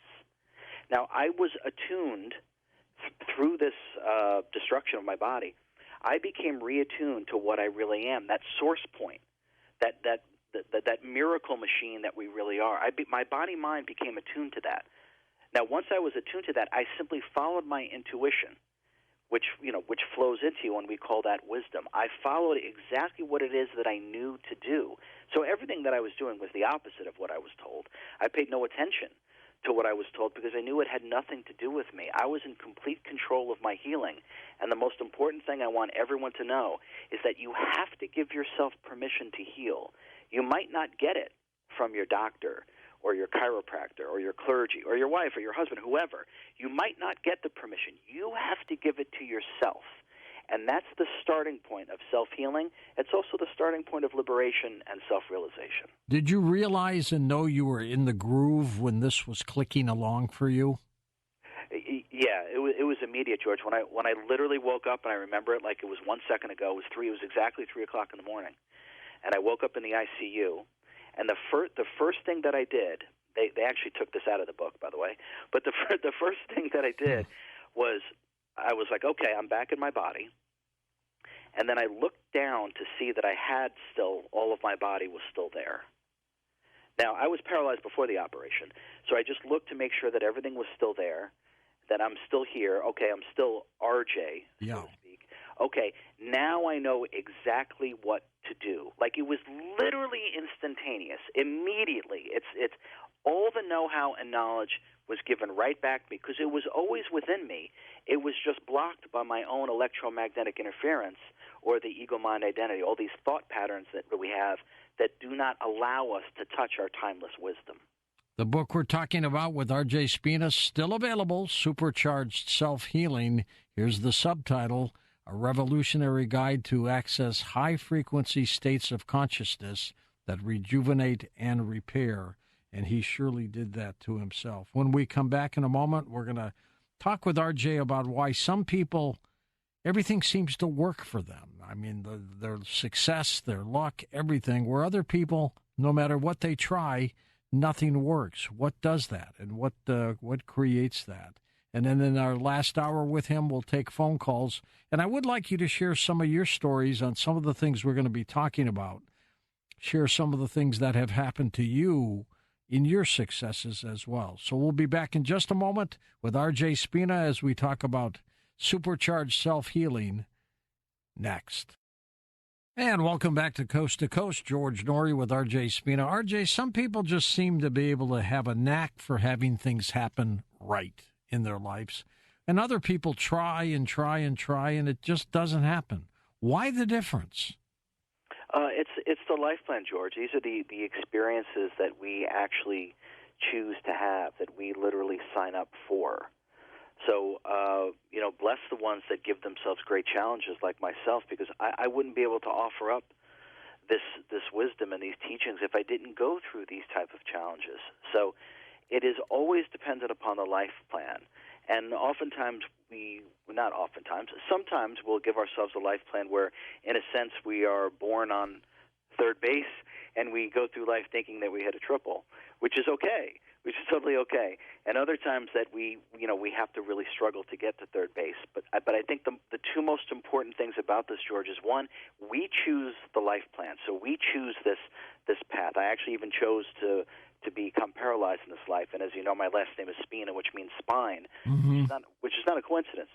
Now, The other more important thing, if you ask me, number one, we choose the experiences that we want to have. Number two, it's all one thing, George. So the evolutionary content, okay, what we gain from our experiences, there's just as much value and evolutionary content gained in being a beggar on the street as there is in being a billionaire CEO. It's the same level of evolutionary content. It is not more, it is not less, it is not better, it is not worse. It's one big collective, and we are playing individual parts within this collective. We just simply lose sight of this because we have reduced ourselves to what I often call body consciousness. The higher mind, through I guess we'll call it self-realization or enlightenment, is going to allow us to be able to perceive these things as they're happening. We're going to understand that we are part of a much broader collective consciousness, and it just won't be a mental understanding of this, George. We will tangibly feel this oneness. Now, when we're temporarily individualized, as me and then as RJ, as George, we can't see this. We can't touch this. But we can do it when we transcend the ego-mind identity and we start to use our higher mind. The greater reality begins to open up, and we start to see the oneness, and we start to see the one self within us all. Can you train people to do things like this? Absolutely. It's inherent within every single one of us. These are what some people call the higher intuitive functionality, clairsentience, clairvoyance, claircognizance, the clairs, if you will. These are part of what we really are. The five senses is just the bodysuit. That's not what we are. It's like a biological spacesuit that we're wearing. So all the wisdom and this ability to access what is beyond the five physical senses is part of what we all are. We're just not utilizing it because most of us live in our ego-mind identity, which is just a limitation program that runs by thinking. And so when you start to work with the teachings in the book, you start to leave behind the limitations and the story that you've told yourself. And once you leave behind the story of your ego-mind identity, its story of disharmony and disease goes with it. What might be the biggest obstacle facing people? And facing self-healing? To getting this done, yeah. The ability to be present. The ability to be present. Explain that. Yeah, so we can think of this as meditation. So I would love to see humanity move past the idea of meditation is something that you do for 20 minutes when you go in the bedroom and you put on your headphones and light your incense and get your crystals. And there's nothing wrong with those things. But that has nothing to do with meditation. What we really are, the self, the sentience, is meditation. We exist prior to thinking. We exist prior to thought, prior to the body, and therefore the experiences that the body has. So our natural state is to simply be present, not thinking, not emoting, and not identifying with things. Now, and that's the alignment that I talked about earlier, George, about aligning the true self or the sentience, aligning the body-mind to that. That's when healing actually starts all on its own. Healing is alignment to the true self. Disharmony and disease is when we're out of alignment. And this all starts to happen simply by being present. And the point of meditation, or being present, is not to control your thoughts. It's so your thoughts don't control you. Can people start into this right away, where they can start fixing their life? Immediately. As soon as people start to work with some of what I call magic tricks, because it's real magic. I make no bones about that. Metaphysics is magic, and I do real magic. So the book lays out the magic tricks in order for you to start to gain dominion and command over your body of energy. The reason why we don't achieve the goals and the realizations that we want for our life is because we don't have full control over ourselves. Self-control and self-discipline is lacking. Now, what we use for everything, George, is our energy. We use our energy to think, to emote, to animate our body, to have experiences. So it only stands to reason that by having control and dominion over your energy, your discipline is your destiny. So as soon as you start to learn some self-control and self-discipline through these magic tricks, you're able to tap into this immortal, unlimited self. And all of your possible achievements, all of your goals, all of your self-mastery, all of your self-healing is already within you. It's already there. For a goal to be permanent, it must already be present. Everything is already within us right now. There's nothing out there. Tomorrow never actually comes. So when we start to work with this kind of ultimate and eternal self-control and self-discipline, there is literally nothing that we can't do. And self-healing and self-realization is our divine right. It is our birthright, and we're starting to reclaim this sovereignty once again. RJ, since you've been doing this, did you self-teach yourself? How did you get to this point? Well, as RJ, I definitely self-taught myself. This is not no one is really teaching what I teach currently here. But I would say that I learned this a long time ago. And I simply remember. I haven't forgotten. I've maintained my alignment with my true self, and I carry that with me in wherever it is I go, including the incarnations that I have. Where does consciousness, RJ, originate? Well, it's all God's source creator. God's source creator is everything. We are God. We are inside of God, and God is inside of us, or whatever word you want to use. So at a certain point, existence becomes aware of itself. George, it's those various levels of consciousness that we talked about. Like a rock and a mineral does not have the ability to evolve itself through creativity because it is not sentient enough. But as like-minded energy starts to be drawn towards each other, consciousness, or a basic form of intelligence, starts to take place. And once there's enough energy and intelligence that has been commanded and coalesces together, self-awareness starts to develop. And once there's self-awareness, we can start to begin to evolve ourselves through our own actions or creativity. But all of it stems from God's source creator, and God's source creator has decided for it to learn about itself through its creations by creating minutia of itself using variance levels of sentience, variant levels of energetic power. And that's what we're seeing here on Earth, and that's why I use the analogy. A rock and a mineral has very little energy and has very little actual sentience. It's nothing compared to the sentience and energy that you have, George. So we see that all different various levels, but it's all God. It's all God's source creator, and God's source creator is learning about itself through what it creates, including us. RJ, how important is positive thinking to get all this done? Well, the voice in our head, I like to say, is the spell that we put over ourselves. So whatever it is that we say to ourselves, whatever conceptualized reality that we create for ourselves, the body has the tangible experience of that. So whatever you're saying is the spell you put over yourself. So if you want to have the most positive, loving, successful life, you might want to talk to yourself in a very positive way. Now, the problem, George, with that is that all thoughts are in context and in assimilation from something else, a belief, a concept, an ideology. You can only think in context to what you have identified yourself with. Now, we've all heard think positive. Ultimately, that becomes impossible if we're holding negative beliefs. Right. It's actually impossible. So I advocate and teach non-belief.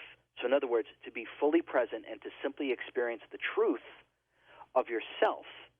Now, when you experience the truth of yourself, you won't have trouble with the voice in your head, because the thinking has to do with the beliefs and the concept you've aligned yourself with, and none of them are actually you. And by constantly trying to have positive thoughts, eventually you get tired of that, and you can't do it. You can't keep up with it. It's much easier, I promise, because if it was difficult, I wouldn't be able to do it.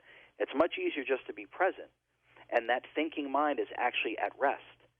And you don't have to work to have positive thoughts. There's already a feeling of warmth and love emanating through you because that's what you are. Once you're in this groove, what are you able to do? Anything? Name it. Yeah. So when we start to work with the unlimited I am, if you're familiar with the I am, Once we start to work with the I am, everything is on the table. All limitations are self-imposed, and they come from the ego-mind identity, or the electromagnetic interference of what we've picked up here, what we've been told and conditioned to believe of what is possible and what is not possible. It's utter nonsense. If I would have listened to anyone here, I would probably be dead. I'd certainly be paralyzed for sure, and I'd be incredibly sick and medicated 24/7. So I did the opposite. I went into myself, the unlimited I am, which is the indirect fractal of God that has no limitations. Your imagination, your higher mind, has no limitation whatsoever. And when we align ourselves to that, we are unlimited once again. On a 1 to 10, how did you feel at your worst? I'm sorry, could you repeat that, George? On a 1 to 10 scale, how did you feel when you were at your worst? Well, like a 1? I'll answer it honestly. I never felt less than a 10. I was completely, and I went through agonizing pain. Let me be clear about it. I believe that. Yeah. Yeah. The pain was, George. I experienced levels of pain I didn't know existed. I got to be honest. The pain was at the point where you literally going to start screaming because you couldn't handle the pain. Now, pain is inherent in physical reality because of the experience of solidity. Now, suffering is optional. Now, because of my detachment from body-mind and realizing what I really am, I didn't suffer the pain sensations that I had. It's just bodily sensations. At a certain point of detachment, and ultimate detachment really is going to be self-realization, or what we call enlightenment. At that point, body sensations, whether they're pain or pleasure, don't really register very high on the scale. I felt tremendous pain. Don't get me wrong, but I didn't suffer that because I always knew what I really am is untouched. I'm untouched by the body-mind. All of us are untouched by the body-mind, just like the sun is untouched by how bad the weather is. It can rain, sleet, snow, tornado, hurricane for eons and eons of time. None of that touches the sun. The sun is unaffected by what goes on. You, at your core, me, at my core, all of us at our core, is untouched by what goes on with the body-mind. And once we have that kind of detachment, George, it allows us to strengthen our will to be able to overcome anything. And the will is the most important thing to develop. Out of anything, it's the will, because the will makes the soul more pliable and more able to withstand any circumstance in any incarnation. It's the will that is the key. And with consciousness, it's also supposed to be awareness. How important is that? Yeah, we are awareness. So think of almost like a pair of binoculars or some kind of viewfinder, George, right? So we are this awareness. Now, our depth of sentience, our depth of consciousness is woven into the fabric of the awareness itself. So just by pure perception, forget thinking, forget analysis. That's the conditioned mind. Forget that. Just pure awareness, the very depth of what you are will be woven into the fabric of that. And that divine intelligence, that sentience, is activated and put online through observation, not through thinking. And this is the big trick that humanity, I fervently desire that humanity starts to understand this. Analysis does not access your divine intelligence. Observation activates your divine intelligence, and it is inherent within your awareness itself. There's nothing you have to do to activate it. In fact, when you don't do anything through observation, it is ignited and online. What is higher states of consciousness? Where I live, I guess we could say. So higher states of consciousness is really what's above and beyond the egoic mind, or the logic and linear sub-program, which are subsets of space and time. A logic and linear program of the egoic mind. So higher states of consciousness are when you're, we could say, above or beyond that. And this is what occurs through meditation. You're just experiencing more and more of your own consciousness. We leave behind the body consciousness, and we start to enter a realm of greater awareness, just what we talked about, and greater understanding of the self and therefore what the self is aware of. And you could think of these things as higher frequencies, George. The body is a part of and attuned to the local environment, Earth. Your higher mind is attuned to God. Now, when you align yourself through meditation, through your higher mind, you can do anything. And I'm just one tiny example of being able to do the so-called impossible. It's certainly not impossible. I map out exactly how to do it. That's what the book's for.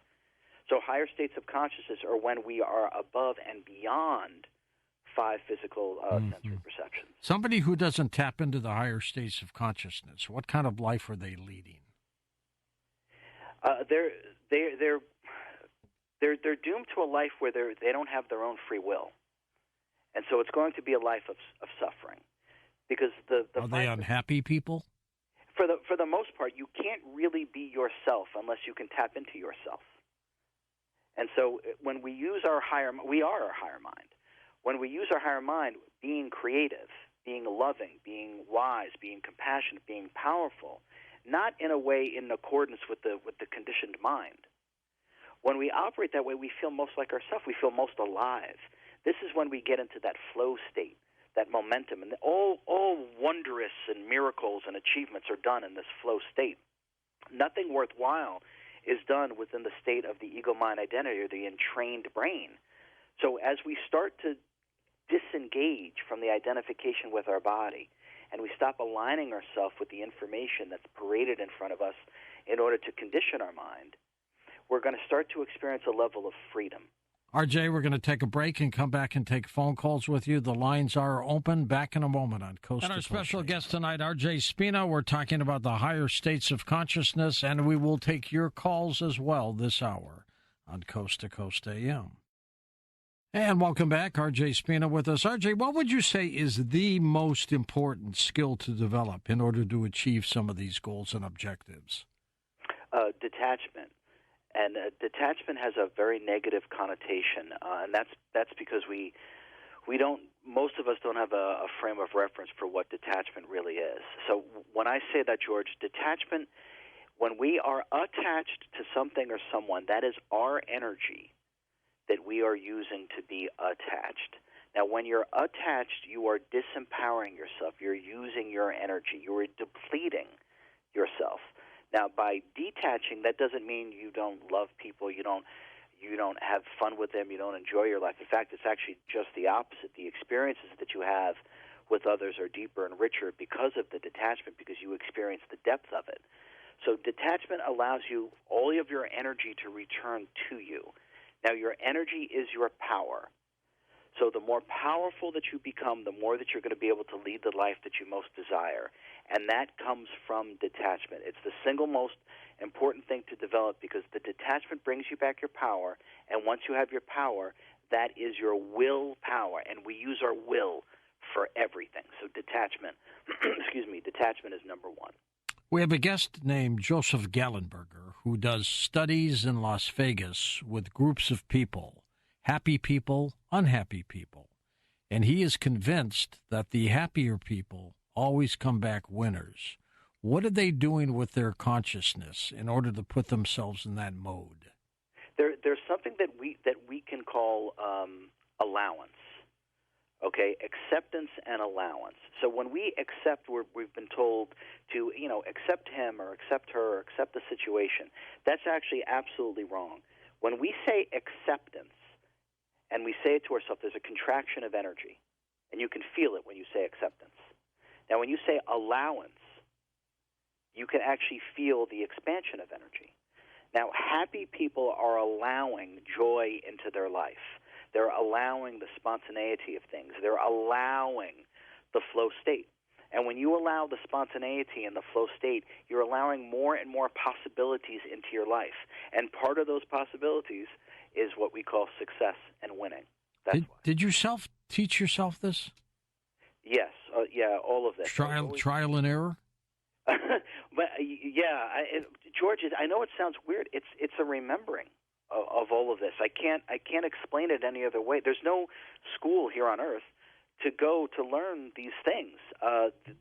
This understanding or information or wisdom, whatever you want to call it, is part of me. It's what I am. and through the destruction of my body, I had awakened again, or self-realization, or enlightenment, whatever word you want to use. And all of this know-how was now again in my hands. It was at the forefront of my mind, and so this was always within me. And our sentience, our level of sentience, is our depth of love and wisdom. It's in all of us. And I'm just simply reflecting a depth of love and wisdom that will help move humanity forward in its own evolution. Are we born with this ability to create higher consciousness, or do we obtain it later? What is it? No, we're already connected to it, George. It's part of what we are. Since we're born. It is literally us. We identify ourselves with our body because when we get here, when we're born, we don't know how we got here, who we are, what is our life plan, what is the purpose. It's total amnesia when we get here. So instead of going within through our own higher consciousness and rekindling our connection to our higher mind, we do the opposite. We build a false character based upon all the stuff that's floating around here, this belief, this experience, that experience, and we actually create this false identity, the ego-mind identity. That's what prevents our accessing of our higher consciousness. We actually do it to ourselves. And it's normally through great trials and tribulations that we get tested that gives us the catalyst that allows us to rekindle our connection to what we really are. And that's absolutely the case with me. I don't think I would have gotten back in touch with my own higher mind and my own intuitive functionality if my physical body wasn't destroyed. Interesting. Let's take some calls. This hour is going to fly by. We'll go to CM in Santa Rosa, California to get things started. Hello, CM. Good evening, RJ. Hi, CM. And George. Hi. Thank you for taking this. Sure thing. Accepting my call. That's okay. Go ahead. Thomas. Go ahead. I'm just like everybody else. I'm here flailing around, trying to remember all the things you're telling me. And sometimes I go into bliss just spontaneously. I've done it like 9 times in my life. One through meditation, but the other is just the Holy Spirit came to me and just did it. And it was great. I mean, God does this. But in the meantime, I find myself in interesting situations with my family and work situations, especially the last chapter of my work life before I retired. It was, I wrote some words down about it. A lot of manipulation, seriousness, strict protocol, serious consequences. They say, would you like 1 or 2 or 3? And then you pick 2 and they give you 1. And it happens again, and then they give you 3, and so on, if you follow my drift. And so it's a matter of lining you up the way they want you, rather than you're using your free will. Well, I'm not very good at that. So now I'm retired, and I'm still getting some pushback from that experience in the form of targeting. And I know I can get through it. I just can't remember how, other than maybe meditation, but I'm so busy doing the squirrel thing in the cage, running away from the negative energies. Now, I have learned that if I pray and visualize, it does help. Where does prayer come in, RJ? Well, prayer, if we look at prayer, mantras, affirmations, and commands, from a metaphysical perspective, prayers are actually the weakest form of empowerment because prayer implies separation and hierarchy, which is actually just an illusion. So when we actually start to give ourselves permission to work directly with our own unlimited power as a creator being, we actually then realize that we are creating our reality. Now, trust and faith are absolutely essential in terms of rising above the low-frequency experience of the ego-mind identity by having trust and faith that there's something greater working within you and that you're connected to something greater. So trust and faith is essential. But I would say just what CM talked about in the beginning, about the spontaneous, this is what I mean about it's already us. It is spontaneous. You don't have to actually do anything. We raise our frequency and connect with the miracle machine when we do nothing. Now, when I say do nothing, I don't mean, just sit in your room and never do anything. That's not what I mean. I mean by not thinking and trying and striving and exerting. The spontaneity is that flow state that we talked about, George. We are already that. All we have to do is attune the body-mind to that. It's part of what we are. So that's why it's spontaneous. It's an effortless effort, which sounds like an oxymoron, but it's not. So that's really the key. And the other thing that CM mentioned was about difficult or challenging situations. I mean, this is why we come to Earth, so we can experience challenges, so we can evolve our consciousness through challenge. Now, the best way to deal with any kind of challenge, from my perspective, the best way to deal with any challenge is really the only way to win is not to play, but to simply rise above it. Now, how we do that is think of a glass of water, and then think of oil atop the water. Now, the water and the oil are in the exact same environment. They're in the glass. But the oil rests on top and never mixes in. It never mixes itself with the water. It stays above it all the whole time, even though it's in the same environment. Now, that's the key to overcoming. You never succumb when you rise above it and you're simply not identifying yourself with what is happening. As soon as the ego mind gets into play and identifies with self with what is going on, you drop right down in frequency, and now you're caught in the energetic trap. So you stay above it the whole time through the observation mode, and when you're in observation mode, all your wisdom, all your love, and all your understanding will come right online. You don't have to try. It intuitively flows right through you. It's by staying above it you won't get embroiled, and that's how we can get through any difficult situation. Do you think successful people, and there's a definition for that word too all by itself, but do they tap into this? Yeah, part of it just innately, George. They might not be able to, perhaps describe it the way that we're describing it, but there's an innate connection to what it is that I'm talking about. One of my roles or goals here is to explain the higher consciousness metaphysics of what is success, how to actually be successful at anything. And so I do think some people are just naturally doing it because they're just kind of attuned to themselves and they don't let themselves get dragged down by things that, quote-unquote, don't go their way in terms of what it is that they're trying to achieve. So I do think people naturally do it, but we can actually take that and enhance it by an order of magnitude when we use some of the stuff that's in the book. And now by understanding it, by deconstructing it through a higher consciousness perspective, everyone is going to be able to be successful in their life no matter what their endeavor is. Have you seen any children do this naturally? Yeah, we all do it naturally. So, George, I was leaving my body. We talked about that maybe the first time we spoke. As a little kid, I would just sit down, and as soon as I would relax, it's almost like you snap your fingers. My consciousness or my sentience would be outside of my body. I would be looking at my body. Were you doing it at will? In the beginning, it was just through relaxation. Then I realized at a certain point that I could do it through I guess we could say, a gentle form of concentration. And this is kind of what astral projection really is. Now, our natural state is to be what we would call disincarnate, George. Our natural state is not to be in the body. So when we relax completely, like when we go to sleep, the body-mind goes to sleep. Your consciousness never goes to sleep. It doesn't need to go to sleep. So when you're completely relaxed and detached from the body, you will literally just start to leave your body. And at this point, you'll really know who and what you really are. And the fears that all of us have, they disappear. They absolutely disappear once you really connect with what you really are. Let's go to Scott in Illinois. Welcome to the program. Hi, Scott. Go ahead. Hey, George. Good evening. Hello, RJ. It's nice to talk to somebody that has achieved your level of success with what you're doing. So congratulations, sir. Thank you so much for saying that, Scott. I appreciate that.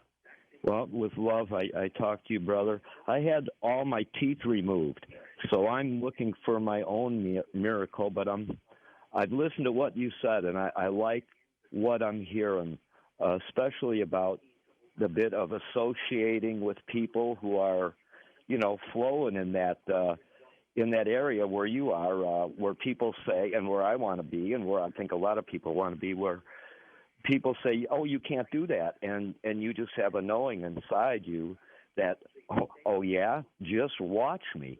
And I don't mean to, to be arrogant to somebody who's, I don't have an MD or a college diploma. I'm just a regular guy. But I wanted to just say, RJ, that I'm going to challenge you to take your game to the next level. And who am I? I'm nobody. you have achieved a great deal. But my Bible tells me certainly without faith, it is impossible to please God. And you're right, this has everything to do with status and standing and taking control of your jurisdiction. The power of life and death is in our tongue. As a man thinks in his heart, so he is he. These principles work because these are biblical principles. The Holy Spirit is our teacher. Our identity is knowing who we are. We do have enemies, but we have weapons, and we gain our victory through faith that's dispensed through Jesus. And when we meditate, we fill ourselves on the promises of God, and that's our faith. But we all have endless power and energy, and I love you, and I wish you nothing but continued success. And that's my challenge to you: take your game to the next level, and use the resurrection power of God. God is not a mind; He is a person. But He renews our mind, and He has not given us a spirit of fear, but power, love, and a sound mind. And I bless everyone in the name of Jesus, George. Thank you very much. Scotty, thank you. Well said, I guess. RJ, huh? Yeah, well, I mean, there's so much truth. The only problem is that when we, and I deeply appreciate that, the only problem is that when we view things through a religious perspective, we are limiting our full understanding of things. And that's why I view everything through a metaphysical perspective, because ultimately the works that I'm doing in this life is going to be able to unify all these different understandings. From a religious perspective, we're going to start to see that we're saying the same thing, whether it's Christianity, Judaism. It doesn't matter what it is, Hinduism, Buddhism. At the core is the truth, and it's only when it's put into human hands that the misperceptions and the misunderstandings and misidentifications occur. So we want to see the truth or the commonality within all these things, and the commonality and the truth within all these things is authentic metaphysics. And the Holy Spirit is real. It absolutely is. That's your willpower. And when you align your will with the divine will, nothing can stop you. And dare I say, my putting my body back together yet again is exactly that. It is my aligning my will, my will with the divine will, with the will of God. And at that point, there is no limitation, because everything here is God. Now, when you surrender yourself to that, and I mean real surrender takes real courage, George. Most of us think of courage as fighting, and sometimes that is what is needed. That is how you can demonstrate courage. But I promise you, at a certain point in everyone's evolution of their consciousness, the greatest use of your will is through surrender. And through that exquisite surrender will be the alignment of your will with the divine will. And when that happens, you are literally at just what I called before the miracle machine. This is when you can really do anything, and I mean anything. Next up, let's go to Tom in Minnesota, first-time caller. Go ahead, Tom. You're talking my language. I was a young 7-year-old, drowned, came back. I've had 9 brain surgeries. I have 6 coils and 2 stents hooked up to my left and right optic. My God. I've had open heart surgery. I've had 4 hernia surgeries, and I'm doing great. Good for you. How old are you, Tommy? 69. I still don't need glasses, and I have 6 coils hooked up to my eyes. How did you do this? With the power of what? Myself has to survive. I have to continue to survive no matter what they tell you. You're going to have problems. You got to do this. You got to do that. You don't listen to anybody except yourself. What do you think of that, RJ? He's got your playbook. I absolutely love it. A man after my own heart. Congratulations and kudos to you, Tom. My God, all those surgeries, too. Isn't that something that he keeps bouncing back? The will. This is what we talked about when you asked me what's the most important thing. It's detachment, which gives you back your energy, and your energy is your will. When we harness our will, George, with the higher mind, the superhuman is in play. Is the book still available, Supercharged? It is. It is absolutely still available. I wish it was required reading for everyone. This level of metaphysics, but yeah, it's still available. And hopefully, those that are listening, please grab a copy and use it. It will liberate you from your suffering, mental, emotional, and physical. Tell us about your Instagram, Facebook, and YouTube channels. Yeah, the Instagram is Ascend the Frequencies 12. I post daily on there. The website is ascendthefrequencies.com. My YouTube channel is RJ Spina, Ascend the Frequencies. And if everyone would like to get my free guide for instantaneous stress relief through my magic tricks, just go to ascendthefrequencies.com, and you can download your free guide right there by putting in your information. And Facebook? Facebook is ascendthefrequencies.com. I haven't been much of a Facebook guy, I'll be honest, but I'm going to start to make my presence known there. I'm going to be teaching some live classes right there on Facebook. So go to ascendthefrequencies.com, get your free guide, and you'll then be instructed through the newsletter about all the things that are going on. We're going to come back in a moment with R.J. Spina and take final phone calls on Coast to Coast AM. We'll be back in a moment with R.J. Spina as we talk about the higher states of consciousness and your calls on Coast to Coast. On our next Coast to Coast program, Dr. Wolfgang Smith and John Trevor Berger join us to talk about Was Einstein Wrong? And later on, Mark Carpenter joins us to talk about some anthropology work and some DNA. You're going to love that program. And welcome back to our final segment. George Norrie with you, R.J. Spina with us. R.J., you had talked earlier about meditation. How critical is that in the scheme of things? It's everything, because it gives you back your free will. So without being able to be present, we are constantly inundated by information, and that's what actually creates our ego-mind identity. It's our alignment with this information is what creates this electromagnetic interference. And once there's this electromagnetic interference, you're no longer really in control of yourself. There really is no free will whatsoever when the ego-mind identity is present. And it's meditation that gives us back ourself. It gives us back our sovereignty. It gives us back our power, our clarity, our discernment through intuition. We will no longer be fooled or cajoled or manipulated into situations that we may think is good for us, but upon greater introspection through the detachment with observation will allow us to know what the truth is and what is right for us. Meditation is simply not controlling your thoughts. It allows you to not have your thoughts control you. It's absolutely essential, and it's done through non-effort, by just being present. I was going to say, do you have any techniques that you could recommend? Absolutely. The book is filled in the beginning, George, with what I call magic tricks, and I don't mean magic tricks like three-card Monty. I'm talking about real magic, and real magic is metaphysics, and that's what I do. I do real magic. So one way that you can instantaneously meditate, believe it or not, is just by saying to yourself, I don't know, and I don't care. Simple as that. Because when you say I don't know, your mental body empties. When you say I don't care, your emotional body flattens like a placid lake, no ripples. So meditation is just clearing the mental body. Clearing the emotional body will give you your inner peace. Meditation is instantaneous. It's our natural state, and that's why in this book now people can meditate in 1 second, and we can maintain this perpetually because it doesn't require an effort. So how difficult can it be to do something that doesn't require any effort? Let's go to Ed in Charlotte, North Carolina, wild card line. Eddie, go ahead. Go ahead, Ed. Gotta go. I'll let you go. Betty in North Carolina, let's give you a try. Go ahead, Betty. Okay, sorry about that. I didn't know you were talking to me.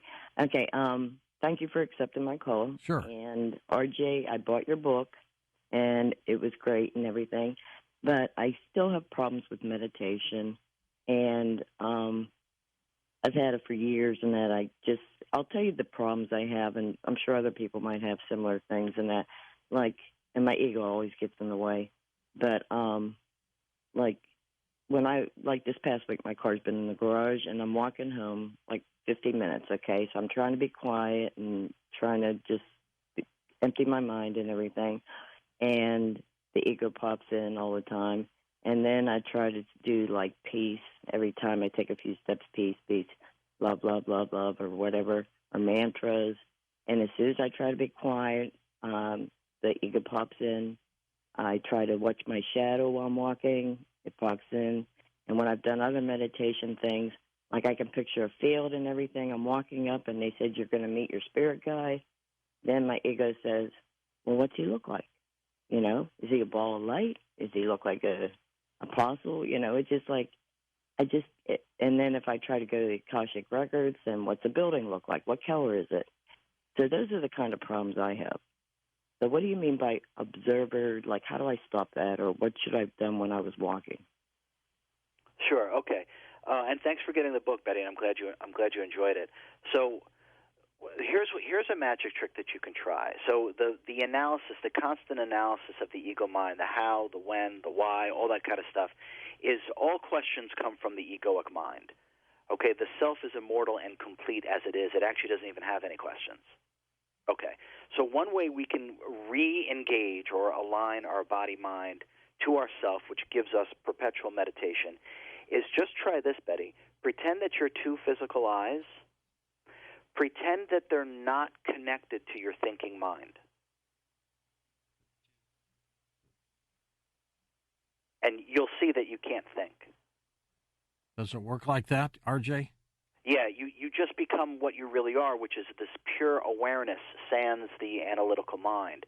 So it's because we're constantly taking in stimulus, we're analyzing it at the same time. And that's the ego-mind identity. That's the conditioned mind constantly processing everything. Now, the real you, the awareness, and woven into the fabric of the awareness is our depth of love and wisdom. That is ignited and online in this observational state. So the observational state is simply you can keep using your eyes, your physical eyes, keep looking at things, but literally pretend that they're not connected to your brain, to your thinking mind. Let's go to Lisa in the city of New York. Hey, Lisa, go ahead. Hi, George. Hi, RJ. Hi. Hello. Hi. Well, I find this so fascinating, but then that's the mind again. But I had a question, and I think I may have heard what could possibly be the answer when I was on hold, and you said detachment. And if that's the case, could you explain how we can attain detachment? But my question is, how can we heal from grief? How do you heal from grief? Heal from grief. Okay. Yeah. So the reason why we suffer is because we are attached to something or someone. So grief can be normally in the form of the concept of loss. So let's say someone transitions out of their body and they're no longer quote unquote in our life. Now they are in our life; they're just not within our physical sensory perception. Everything is still right here, right now, right in front of our eyes, but we just can't use our eyes to see it. So when we don't tell ourselves a story that these things are gone or this person is gone, then whatever happens, we won't equate that with, well, now I'm in grief or I'm depressed. It's the story that we tell ourselves of the concept of loss. If we understand that nothing is ever lost, that nothing ever actually disappears, that everything is still here, it's just outside of physical sensory perception. Physical death is astral rebirth, and astral death is physical rebirth. It's just a cyclical nature, and we transcend this cyclical nature when we cease identifying with either one of those temporary forms. That's what self-mastery is, and then you can come and go as you please. So understand that this concept of loss is just because you're used to putting energy onto something or someone, and you're not getting a return volley of energy, just like in a tennis match. You hit the ball to them, they hit it back. So we experience grief or loss when we're not getting that return volley of energy. Now, if you start to tangibly understand that everything is still right here, right now, that everything is actually within your heart, the all is in the one and the one is in the all, literally, and I mean it. It's not some saying. It's the truth. So whatever it is that you feel that you've lost is actually within you. Let yourself feel that. Let yourself feel the presence of what it is that you feel that you've lost. Let yourself feel it in your heart, and grief will disappear.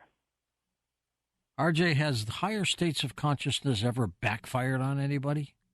No, it can't, because it's greater understanding and greater awareness, George. It's like taking the blinders off. So the reason why we suffer, we only ever suffer our own ignorance. So we never suffer understanding. So as soon as we understand ourselves more deeply and in a more holistic way, we then understand the greater reality. in a deeper and more holistic way. And all of our misgivings, misperceptions, misunderstandings, and misidentifications disappear. And we do start to see the wholeness, the oneness of everything. And just like we were just talking about, there is no such thing as loss. It's just something that's outside of our physical sensory perception. Everything is here right now. All the different frequencies, all the different realities, all the different dimensions, everyone that's ever walked on Earth, will walk on Earth, and has walked on Earth are all here right now. But we can't use our bodysuit to perceive these things. It's simply outside of that. Higher consciousness is what removes the suffering and the delusion of the lower consciousness. Let's go to Cheryl in Washburn, Missouri. Welcome to the program, Cheryl. Go ahead. Thank you, George, and hi. Hi. RJ, hey, George, here's your door one. Okay, RJ Spina said this is awesome, supercharged and self-healing. It's like I totally agree with you on this. It's like I'm so glad that you're available as a person to share this with everyone. When I was 7 years old, my mom, she had her fifth child, okay, and I was the middle child. She had the fifth child, and she birthed her last baby. It was her last baby, okay.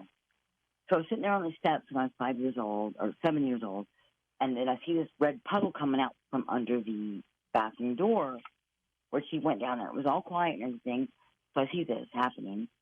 And anyhow, so I'm just sitting there, and I was confused because I was 7 years old, and I'm going, don't know what that is. And my dad comes running down the steps, and he bangs on the door, and he says, grievously, so he said, no, Anna, no. He runs back up the steps, and he goes up there to get a toothpick to unlock those little, you know those bathroom doors where you can put the toothpick in and unlock it? So he does that, and comes back down there, and he opens the door, and he has to push the door open and everything, and she'd sliced herself a lot with the razor blade, everything, and sliced him a couple times too. And anyway, so he came out and he took her into the bedroom. And I don't have any pain or fear over this. I mean, this was a long time ago. I was 7. Like my mom and dad and I, we were all very close, our family. So that's kind of deal. But yeah, it was pretty cool, this sort of thing. But this is what I want to speak about. It was a clear day, totally clear day, and it totally got tornadic outside in Wichita, Kansas. I mean, tornadoes were everywhere there. That's the Midwest for you, right? Yeah, it's Wichita, Kansas, yes. But anyhow, I wanted to let you know, okay, this is so cool. Thank you for letting me speak this story and share this with you. I tell you what, these higher states of consciousness, I totally am epic agreement with you. And thank you, George, and thank you, Tommy, and thank you, RJ, okay? All right, so Cheryl, awesome. thank you. Appreciate it. Thank you. Neat story, RJ. Yeah. I mean, there's so much to our existence that is so far beyond our sensory perceptions and therefore our intellect. And what's happening to the world now is we're that veil is thinning and thinning and thinning. And so we're going to usher in a brand new way of being, and it's happening right now. It is. Now, what do you recommend to people who want to get into these higher states of consciousness but have no initial idea what to do? The book is the ultimate starting guide, and believe it or not, also the finished product of what anyone could need in terms of learning how to meditate instantaneously, being able to alleviate any mental, emotional, physical distress or disharmony. And meditation, we have to remove, George, the stigma that it's difficult. Meditation is our natural state. The self is meditation. It's actually just being present.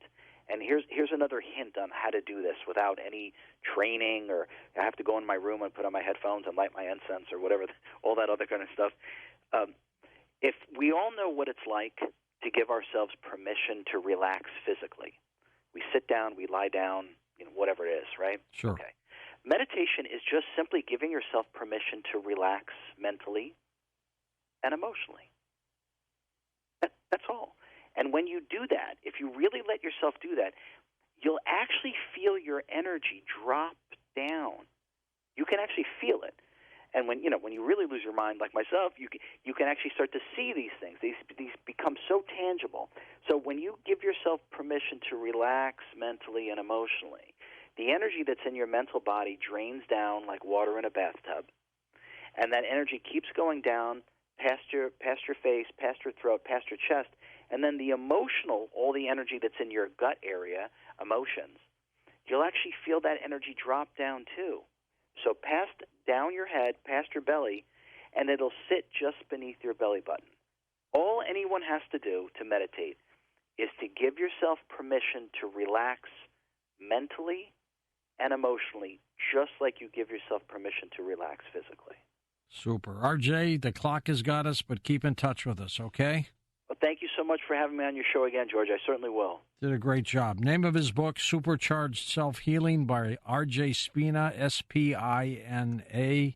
He's one heck of a guy. So make sure you tune in to what he does and keep listening to us. For Dan Galante, Tom Danheiser, Lisa Lyon, Lex Lonehood, Sean Ladesseur, Stephanie Smith, Chris Burrows, Tim Banal, George Knapp, and Ian Punnett, I'm George Norrie, somewhere out there on Coast to Coast AM. We'll see you on our next edition. Until then, be safe, everyone.